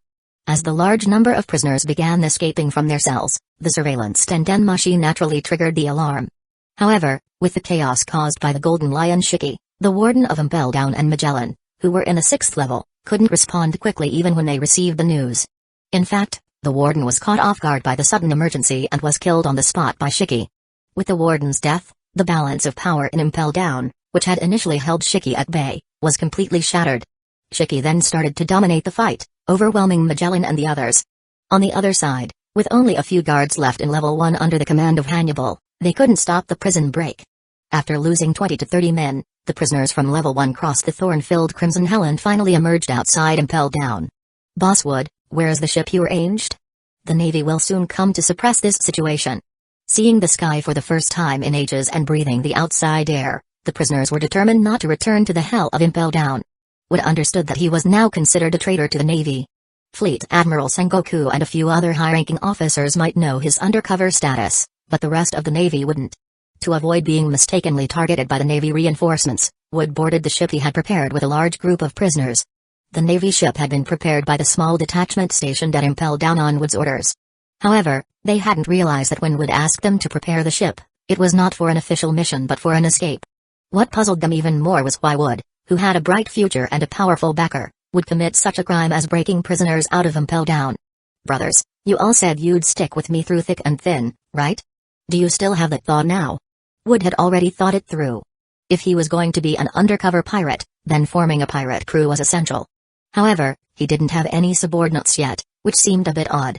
The prisoners he had released from Impel Down weren't people he planned to keep around, nor did he intend to let them live, so he enthusiastically extended an invitation to the small detachment of the Navy that had been stationed at Impel Down. "Major Wood." "No, Wood, you bastard, you tricked us." The detachment's captain and the others, realizing what Wood had done, couldn't believe they had been tricked into helping him. They had initially thought Wood was some hidden noble, planning to cling to him in hopes of a brighter future. Who could have guessed that Wood, after barely calling them his brothers, would drag them into such a disastrous situation? "You can't say it like that. I never lied to you, did I? I told you I might get into trouble, and you swore that you'd share in the troubles and take the blame if necessary." Wood shrugged, indicating that it wasn't his fault. After all, they had promised to follow him no matter what. Hearing Wood's words, the captain and his men were left speechless. They had been trying to flatter Wood but had never expected that their words would land them in such a mess. Moreover, They hadn't expected that when Wood said he might cause trouble, it would be something as catastrophic as this. So, what's the plan? Are you coming with me? After what happened today, Impel Down will probably ban the Navy from entering. Even though this had nothing to do with you, you'll likely be punished. Hearing Wood's words, the captain's expression turned even more bitter. The situation had escalated so much, and with the prisoners escaping on the ship they had prepared, it was unlikely they'd just be punished. It was more likely that the Navy would consider them accomplices of Wood, and they might be thrown into Impel Down themselves. Having been stationed at Impel Down for so long, no one understood its horrors better than they did. So, after a moment of hesitation, the captain decided to follow Wood onto the ship. Seeing their leader make the decision, the others naturally followed suit. They had no choice but to continue down the path they'd started. But after boarding Wood's ship, the detachment of Navy soldiers realized that even defecting with Wood didn't make their situation any better. The prisoners they had helped free had been relatively obedient up to this point, but as the ship moved further from Impel Down, Wood could sense their increasingly hostile stares. Major Wood. No, Captain Wood, I feel like we might survive Impel Down only to die on this ship. Are you sure those prisoners genuinely accepted you as their leader? Out of the 150 prisoners who escaped, 20 to 30 died during the breakout, leaving about 120. Meanwhile, there were only 15 of them, including Wood. Even a fool could sense the rising hostility from the prisoners. Captain, you and the others go to the control room. I'll handle the cleanup. I don't want you getting splattered with blood. Captain, we're not Navy anymore. Just call me Russ. Russ? Loser? That name suits you. Captain, it's Russ, not Loser. And are you sure you'll be okay handling this alone? Before joining Wood's pirate crew, Russ had been a Navy captain. While the prisoners from Level 1 were the weakest in Impel Down, most of them still had bounties of around 10 million Baileys. This level of pirate wouldn't be too difficult to defeat one-on-one, but over 100 of them. Chapter 84, The Massacre Begins, The Real Wood. If you want to stay and help, I wouldn't mind, but I'm afraid that once I start the slaughter, I might accidentally hurt you. Hearing what Wood said, not only did Russ and the other Navy soldiers freeze, but even the more than 100 prisoners from Level 1 were taken aback before they burst into laughter. Brothers, did you hear what this kid just said? He said he wants to kill us all by himself. I used to think that only us pirates were bold, but this Navy kid is even more arrogant than we are. Isn't that great? I was already tired of playing this pirate game with this kid. Hey kid, since you did save us, just jump into the sea with those Navy brats, and we'll take over this warship. Seeing that Wood and Russ had already sensed their intentions, the prisoners from Impel Down couldn't be bothered to continue pretending. The warship had already sailed out of the calm belt surrounding Impel Down, which meant they were out of danger. Since they were no longer in danger, Wood was no longer useful to them. If Wood hadn't known the secrets of their treasure, they might have spared his life. But unfortunately, to escape from Impel Down, they had revealed their secrets to Wood. To prevent their hidden treasures from falling into Wood's hands, they had no choice but to kill him here. As for their promises? Sorry, they were pirates. Things like trust and promises were meant to be ignored. After all, no one wants to hand over their treasures, and they were all wanted criminals with a reputation. Who would be willing to acknowledge a kid as their leader? If other pirates in the sea found out, how would they ever live it down? Congratulations, host, on completing the special task. The reward has been successfully delivered. Use it at your discretion. The system's task completion notification rang out, and Wood, looking at the more than 100 prisoners from Impel Down who were staring at him with hostility, displayed a cruel smile. It seems we were thinking the same thing. Since you don't want to acknowledge me as your leader, then I'll have to kill you all. Are you ready? The sword dance begins. Perhaps it was because they were annoyed by Wood's arrogance, but a few of the large and burly prisoners immediately stepped forward to teach Wood a lesson, only to find that Wood's figure disappeared from their sight as soon as he finished speaking. Almost in the next second, these hulking men, each over 2 meters tall, suddenly felt a sharp pain in their throats. As their vision blurred, they collapsed onto the deck. The other prisoners on the ship hadn't even had time to react before several individuals, each with a bounty of over 10 million Baileys, were already lying in pools of their own blood. Over 100 wanted criminals, and almost all of them are worth over 10 million Baileys each. 10 of them are worth 100 million Baileys, and 100 of them are worth a billion. If I hadn't defected from the Navy, I could have claimed at least a tenth of that, more than 100 million Baileys. Having instantly slain several prisoners, Wood suddenly appeared atop the ship's mast, holding 2 long, blood-dripping swords in his hands. He looked down at the remaining prisoners with regret on his face. Initially, the Level 1 prisoners were intimidated by Wood's sudden display of strength, but his words reignited their anger. The prisoners acknowledged that Wood's strength had surprised them. But so what? There were over 100 of them, and only a few of Wood's men. With such numbers, they believed they could easily overwhelm Wood, even if it meant sacrificing their lives. But they had no idea that when Wood faced enemies in Mary Jo eyes, he had dealt with far more than them. And the Cypher Paul agents in Mary Jo eyes were much stronger than these prisoners from level 1 of Impel Down. Moreover, the prisoners still had chains on their feet, so despite their numbers, Wood didn't consider them a threat at all. Leaping down from the mast, Wood signaled the beginning of the slaughter. Though the warship was large, the deck had limited space. With over 100 people crammed together, there wasn't much room to maneuver, especially since the level 1 prisoners had just escaped from Impel Down and were unarmed. The prisoners from level 1 were the most ordinary pirates. None of them were devil fruit users, none knew hockey, and none could use the iron body technique of the 6 powers. So, when faced with a swordsman wielding 2 famous swords, the outcome was inevitable. Although Russ had obeyed Wood's orders and temporarily left the deck, when he heard the screams from above, he returned out of concern to check on the situation. But what he saw on the deck made even Russ, a Navy veteran of over 10 years, feel sick. The deck of the warship had turned into a bloody swamp. The original wooden deck was no longer visible, replaced by piles of corpses and scattered body parts. Russ and the others had worked in Impel Down for several years. They had witnessed the various horrors of Impel Down and prided themselves on having a stronger psychological endurance than the average Navy soldier. But when faced with the bloody scene before him, even the battle-hardened Russ almost vomited. Wood, holding 2 blood-soaked swords, walked through the blood, his long hair flowing like a ghostly demon. The prisoners from Impel Down, who had been arrogant and aggressive earlier, were now crying and running in all directions. This wasn't a battle. It was a one-sided massacre. In fact, at the beginning, the prisoners from Impel Down, even though they were unarmed, were still full of fighting spirit. After all, the disparity in numbers was too great. They were confident they could easily crush Wood. When 10 of them fell, they still thought it was no big deal and believed Wood was running out of steam. But when 30 or 40 fell, the prisoners began to panic. And when 2/3 of them had fallen under Wood's blades, they were completely terrified. They realized that their supposed numerical advantage was useless against Wood. They couldn't even see his movements, let alone land a hit on him. Meanwhile, every time Wood made a move, it was like the touch of death, taking the lives of several prisoners at once. Chapter 85. Encountering the Golden Lion Shiki at sea under tremendous pressure, knowing their lives could be taken at any moment, the prisoners from Impel Down began to beg for mercy. Unfortunately for them, Wood had no intention of showing mercy. His face remained cold as he swung his sword, taking one life after another. Not only were these people scum of the sea, but Wood had already given them a chance. If they had been honest, Wood might have spared them to form a pirate crew.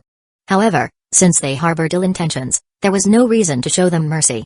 Those who betray once will certainly betray again.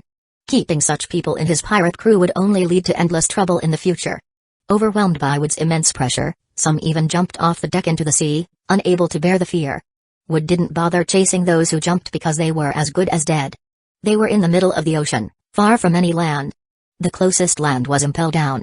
Even if they had the strength to swim back, they couldn't make it through the calm belt, where the Sea Kings would likely devour them. No, even if they could pass through the calm belt, they wouldn't make it due to the chains still binding their feet. In short, jumping off the ship meant certain death, whether by Wood's sword or by drowning in the sea. Russ, hiding near the cabin door and watching, gulped nervously as he saw Wood finish off the last prisoner, achieving the feat of slaying 100 men. Honestly, Russ had thought that when Wood mentioned solving the problem, he meant persuading the prisoners. But this method was beyond anything he had imagined. It seems we were all wrong. The captain was able to rise from a private to a Navy major in one mission, not because of any connections, but because of his own strength. As a former Navy captain who had served for over 10 years, Russ had seen many high-ranking officers in the headquarters and witnessed them in action. But Russ was certain that none of the other Navy majors could match Wood, not even close. Wood's displayed strength was at least at the level of a Navy Rear Admiral, and he was still so young. At that moment, Russ began to think that following someone like Wood might lead to a promising future. Indeed, Wood's actions had been brutal, but in a world where only the strong survive, what did it matter? If he stayed in the Navy, he would be stuck in Impel Down for the rest of his life. A real man's ambition should be to explore the world, who would be content to remain a mere Navy pawn. Looking at the pile of corpses on the deck, Russ swallowed his fear and was about to ask Wood about the next step, as they still hadn't decided on a destination. The ship's course could only be set by the captain, Wood, and Russ dared not act without orders, especially after witnessing such brutality. But as Russ gathered the courage to approach Wood, he noticed that Wood was staring intently in a particular direction in the sky, his face serious. Even when facing over 100 prisoners alone, Wood had remained calm. TSK, it's too late to change course now. A troublesome guy is heading this way. If I end up fighting him, you all should jump ship and escape. The guy coming this way is someone I'm not confident about. If it comes to a fight, I might not be able to protect you or even myself. Russ was shocked to hear this. Wood's recent massacre of the prisoners had shown how powerful he was, and they had already labeled him as strong. They couldn't imagine who could be so powerful that even someone like Wood would feel threatened. Is it the Navy reinforcements? But with your current strength, Captain, even if the Navy sends a Vice Admiral, only a few could overpower you. They had just defected from the Navy and were familiar with the headquarters power structure. In Russ's view, with Wood's strength, only a few exceptional Vice Admirals like Garp, Okainu, or Kizaru could pose a threat to him. It's not the Navy. It's someone like us, who escaped from Impel Down. In fact, the reason we were able to leave so easily is mostly thanks to him. As Wood finished speaking, before Russ could ask who this person was, a figure floated above their warship. The Golden Lion Shiki, dressed in the Impel Down prison uniform, was puffing on a cigar as he observed the situation below. After the battle in the Level 6 Infinite Hell of Impel Down, Shiki had managed to kill the current warden, but he wasn't in great shape himself. Rain and Magellan weren't easy opponents. Although Shiki had successfully escaped, overuse of his abilities during the fight had left him weakened. Shiki wanted to use his float fruit powers to reach another island, but it wouldn't be easy. The New World's seas were treacherous, and without an experienced navigator and a log pose, getting lost was a real possibility. Floating in the air for days or even months was no problem for Shiki. But the key issue was finding an island to land on and getting food during that time. Even a powerful figure like Shiki was still human, and all living things need to eat. Moreover, after the intense battle, Shiki was injured, making it difficult for him to stay airborne for long. He didn't want to escape the hell of Impel Down only to die at sea.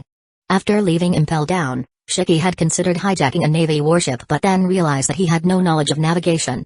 And escaping by ship wouldn't be as fast as flying, so Shiki had decided against it and instead aimed to take over a ship with a ready crew. Chapter 86, Shiki, join me, or die. For pirates, Impel Down is a forbidden place, surrounded by the calm belt where sea kings dwell, making it nearly impossible for ships to navigate these waters. Shiki, enduring the excruciating pain from severing his own legs, had been floating for a long time before finally spotting Wood's ship at sea. At first, Shiki thought it was a Navy ship transporting death row prisoners back to Navy headquarters for execution. However, he quickly realized that wasn't the case. The ship was filled with prisoners, and to his astonishment, the young man wearing a Navy cloak had killed them all. This definitely wasn't a regular Navy ship. From Wood's ruthless behavior alone, Shiki judged that Wood could not be a conventional Navy officer. But it didn't matter to Shiki whether they were Navy or not. What mattered was that this was the only ship he had found in the vast ocean where he could land. Whether they were real or fake Navy, Shiki was determined to take this ship. Sir, I presume you are the infamous Golden Lion Shiki. The Navy is likely hunting you down everywhere right now. What brings you to our ship? Shiki's legs were freshly severed, hastily bandaged with his bent legs, but blood still dripped from the air. Having fought Magellan and Shiryu of the Rain, Shiki was also carrying several injuries.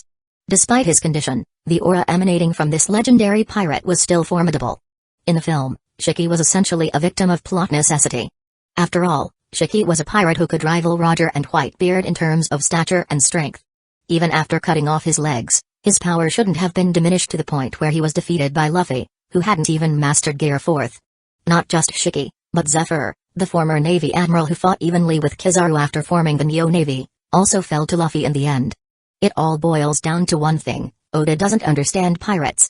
When Luffy's protagonist Halo activates, it doesn't matter whether it's a legendary pirate or a former admiral, they all fall. But Wood wasn't Luffy. He didn't have the fate of the Chosen One, nor did he have any powerful benefactors giving him a mythical zone devil fruit. As he faced the approaching Golden Lion, Wood could only maintain a calm facade. He was no longer the cannon fodder from the life simulation, easily slaughtered. 2 years of honing had greatly improved Wood's strength. Now, with Shiki severely exhausted and heavily injured, even a big shot like him might not be invincible. If they were to fight, Wood believed he might have a chance of winning. Kid, you're not a Navy officer, are you? I've been around the seas for many years and seen plenty of Navy men, but I've never met one as ruthless as you. But since you know who I am, you should also realize that I'm nothing like the trash you just slaughtered. Shiki was known for his cunning and ruthlessness. Normally, if he could fight, he wouldn't waste time talking. This time, however, he refrained from attacking immediately because he admired Wood's displayed strength and merciless tactics. Moreover, Shiki lacked substantial navigation skills. If he killed Wood and his crew in a fit of rage, it could take him who knows how long to find the next island. You guessed wrong. One look at our uniforms should tell you we're from Navy headquarters. You're a pirate on par with Goldie Roger, and we know we can't capture you with our strength. If you don't want to be surrounded by the Navy, I suggest you leave quickly. Every Navy ship is equipped with a special Den Mushi. You've just fought in Impel Down, and you shouldn't be in any condition to take on the top forces from headquarters right now. If possible, Wood didn't want to fight Shiki. On one hand, he wasn't confident in his chances, on the other, he was worried that their battle might destroy the ship. If the ship were destroyed, unlike Shiki, Wood couldn't fly, making it nearly certain that the Navy would capture him. Wood had just defected from the Navy and didn't want to be arrested by his former comrades before even spending a day as a pirate. Kid, don't try to fool me. I'm not an idiot. I know you're the traitor those guys from Impel Down mentioned. I'll get straight to the point. I admire your strength and character. How about joining me? Hearing Shiki's words, Wood was taken aback. He had just defected from the Navy, had been a pirate for less than a day, and was already being recruited by a big shot.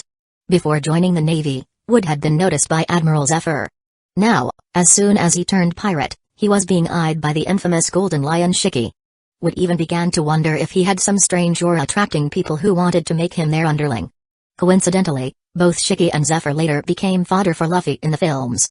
Shiki extended an olive branch to Wood not only because of Wood's impressive strength and ruthless character but also because, after 2 years in Impel Down, Shiki's former subordinates had either gone independent or vanished into some obscure corner. If Shiki wanted to rebuild his pirate crew and rule the seas again, he needed subordinates, and Wood seemed like a good candidate, at least qualified to be his underling. Brother Shiki, I appreciate the offer, but the reason I defected from the Navy is that I'm tired of being someone's lackey. Those guys I saved earlier refused to acknowledge me as their leader, so I killed them.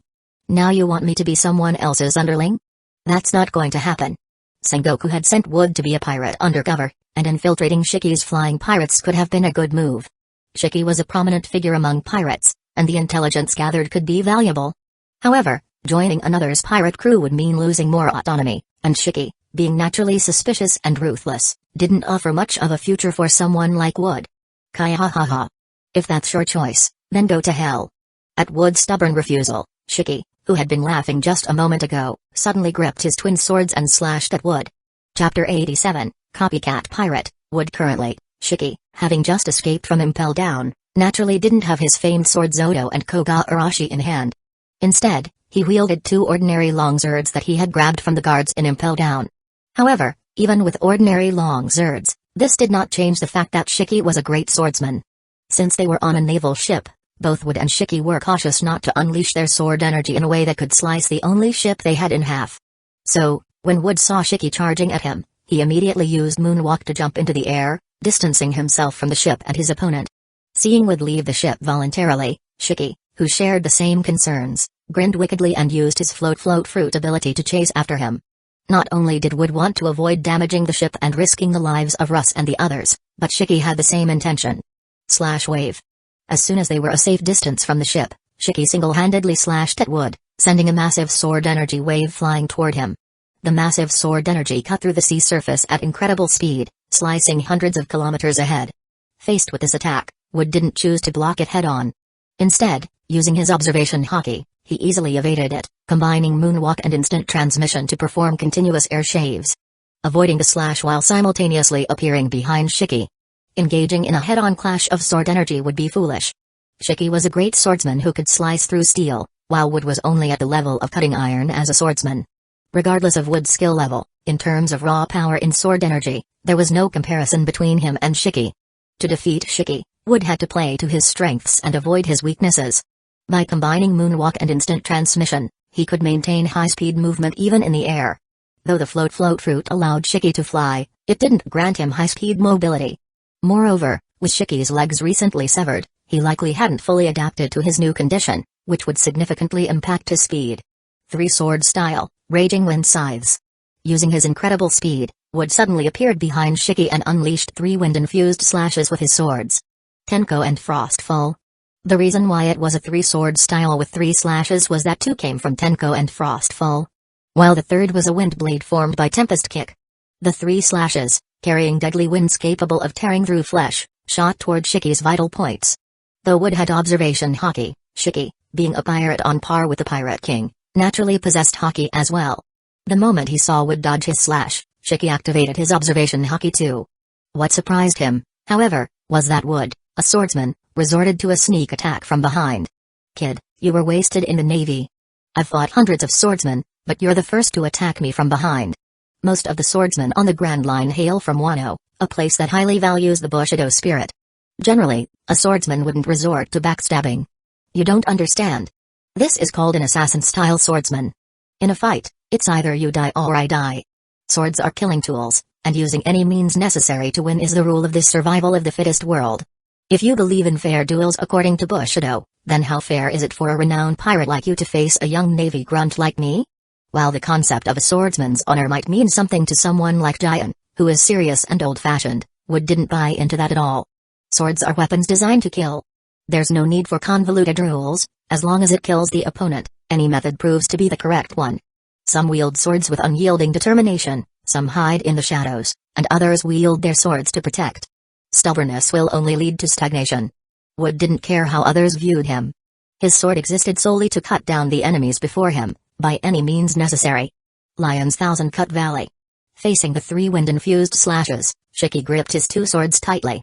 In the next second, he rapidly swung his arms, unleashing a barrage of slashes as fierce as a torrential storm. Each slash carried power comparable to his previous slash wave, easily slicing through hundreds of kilometers of sea surface with terrifying force. Although both were releasing sword energy, the power of a swordsman's slash was fundamentally different from that of a great swordsman. Despite Wood's skill surpassing most swordsmen and Shiki's current physical condition being poor, the slashes released by Shiki easily shattered Wood's raging wind scythes. Even as the slashes collided, sending massive waves crashing, Shiki's relentless golden slashes continued to surge toward Wood. Seeing the oncoming barrage of slashes like a relentless storm, Wood reactivated his observation Haki. Under his enhanced observation Haki, the previously fast-moving golden slashes seemed to freeze in midair as if someone had hit the pause button. With the slashes appearing to move almost in slow motion, Wood quickly analyzed their trajectories and responded accordingly. Swish. Swish. Swish. Swish. One after another, the golden slashes whizzed past Wood's body, each one narrowly missing him as they cleaved massive trenches into the sea behind him. Despite the sheer density and power of the slashes, they failed to even graze Wood. Floating in the distance, Shiki, who had been watching with the intent to mock, was stunned by what he saw. In their brief exchange, Shiki had already gauged Wood's general level of swordsmanship. Based on that, Wood shouldn't have been able to dodge his Lion's Thousand Cut Valley. Yet not only had Wood dodged all of them, but what he did next nearly caused Shiki's jaw to drop. To his shock, Shiki saw Wood, dual swords in hand, mimicking a stance all too familiar to him. In the next moment, golden slashes erupted from Wood's Frostfall and Tenko.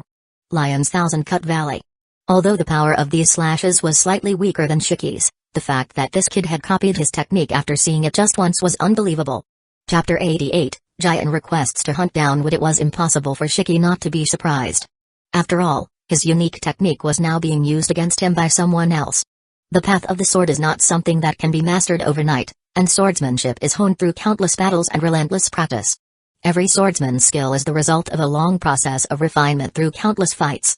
Yet the young man in front of him had learned his sword technique after just seeing it once? Shiki found this hard to believe. Rather than thinking Wood possessed some inexplicable talent, he was more inclined to believe that Wood had a special devil fruit. However, the truth was that Wood had genuinely learned Shiki's technique. Wood's unique observation Haki slowed down Shiki's movements to a high degree, and in such a scenario, it wasn't difficult for a swordsman like him to mimic the opponent's technique. The multiple slashes, though they had the same form, lacked the power of the original and were easily shattered by Shiki before they even reached him. Wood's seemingly provocative actions thoroughly enraged Shiki. Meanwhile, several warships from Marine headquarters had set sail and were heading towards Impel Down. With such a major incident occurring at Impel Down, there was no way Marine headquarters could remain unaware. Initially, when the news of a breakout at Impel Down reached Marine headquarters, Sengoku remained calm, believing it was Wood finally taking action. However, when the reporting Marine stated that the escapee was Shiki the Golden Lion, Sengoku lost his composure. Sengoku knew very well who Shiki was. Allowing him to return to the seas and rise again would undoubtedly create a major threat. So, upon hearing that Shiki had escaped and that Impel Down was requesting reinforcements, Sengoku immediately dispatched Garp and Okiji to handle the situation. But just after Garp and Okiji had left Marine headquarters, another Marine entered with news that caused Sengoku to inadvertently crush the pen in his hand. He couldn't help it, the news was simply too shocking. The warden of Impel Down had died in battle while trying to stop Shiki from escaping. Former Marine Major Wood had betrayed the Marines, released 150 prisoners from Impel Down's Level 1, and escaped with the help of Impel Down's Marines. While the news of the warden's death was surprising, it wasn't entirely unexpected to Sengoku. After all, Shiki's strength was well known, and without the Sea Prism Stone restraints, there were few on the seas who could hold him back. What truly shocked Sengoku was Wood. According to the original plan, Wood was supposed to release a specific prisoner out of greed. That prisoner, arranged by Sengoku, was a member of the Whitebeard Pirates, and if Wood successfully freed him, it might have given Wood a chance to infiltrate the Whitebeard Pirates. But upon hearing the latest report from Impel Down, Sengoku was undoubtedly furious. He had thought Wood was a relatively cautious person, but it turned out that when Wood acted, he either didn't do anything or went to the extreme, blowing things up entirely. First, he killed a celestial dragon at Marijawise, and now he had released 150 prisoners from Impel Down. Sengoku opened a drawer beside him, intending to take out a special small den mushi to contact someone, but just then, there was a hurried knock on the door. "I'm busy right now. If it's not urgent, you can report later." When Sengoku had assigned Wood to be an undercover pirate, he had, of course, set up a means of communication with him. The small den mushi in Sengoku's drawer, which bore a striking resemblance to Wood, was specifically for contacting him. To maintain confidentiality, Sengoku and Wood had agreed that unless it was an emergency, they would only communicate once every 3 years. But now, Wood had been a pirate for less than a day, and Sengoku was already preparing to use the den mushi to contact him. He had no choice, what Wood had done this time was too outrageous. Releasing 150 prisoners from Impel Down. Sengoku even wondered if Wood was really just pretending and had genuinely decided to defect to the pirates. "I'm sorry, Fleet Admiral Sengoku, but I really have urgent business that requires your approval. It will only take a moment of your time, just to stamp an authorization." The knock on the door was accompanied by a woman's voice. There weren't many female officers in the Marines, and just by hearing the voice, Sengoku already knew who was outside. "Rear Admiral Jian, I've already said that I'm dealing with urgent matters. What you're doing now is close to disobeying orders, do you understand?" Sengoku set down the den mushi he had been about to pick up, looking at Jian, who had disregarded his orders and insisted on entering, with a face full of helplessness. "My apologies, Fleet Admiral, but I really need your urgent approval. I'm willing to accept any punishment afterward," Jian said with uncharacteristic firmness, even at the risk of punishment for disobeying her superior, as she handed over her application. Jian's application was concise, and Sengoku only needed to glance at it to understand her purpose for coming. "You're requesting permission to lead your forces in pursuing the Marine trader Wood? As a Marine officer, you couldn't just mobilize whenever you wanted, there had to be relevant orders and tasks. For top-tier forces like the Admirals, even more stringent approval was required to leave headquarters." Jian was requesting to take out her entire force, which was the maximum deployment she could command as a Rear Admiral, so she needed Sengoku's approval. "I'd like to know why, Rear Admiral Jian. Compared to the Marine trader Wood, I believe our priority should be pursuing Shiki the Golden Lion. After all, his threat to the world is far greater than that of a mere former Marine Major." Until it was confirmed whether Wood had truly betrayed the Marines, Sengoku was reluctant to allocate too many resources to hunt him down. Otherwise, the undercover operation might end before it even began, with Wood being brought back by his own side, which would be quite ridiculous. "No, Fleet Admiral Sengoku, you're underestimating Wood. If he has indeed defected to become a pirate, he will be far more dangerous in the future than Shiki the Golden Lion could ever be. Shiki is just a remnant of a bygone era, a defeated foe of the Pirate King, Roger. Without his former edge, he's no longer a threat. But Wood is different. No one knows him better than I do. If he's given another 20 years, no, perhaps less than 10 years, Shiki will pale in comparison. Moreover, I don't believe Wood would betray the Marines. There must be some special reason behind this, and I want to hear it from him personally." Chapter 89, Wood nearly died at the hands of Shiki. Wood's defection from the Navy had been reported to Sengoku, so it was impossible for Rear Admiral Jian at Navy headquarters to be unaware of it. When Jian first heard the news, her initial reaction was disbelief. However, as more information reached Navy headquarters, confirming that Wood had led over 100 prisoners to hijack a warship and escape from Impel Down, she had no choice but to accept the truth. Jian's feelings toward Wood had always been complicated. She regarded him as both a friend and a rival. When she saw Wood risking his life to assist the fishermen at Marijawise in the name of justice,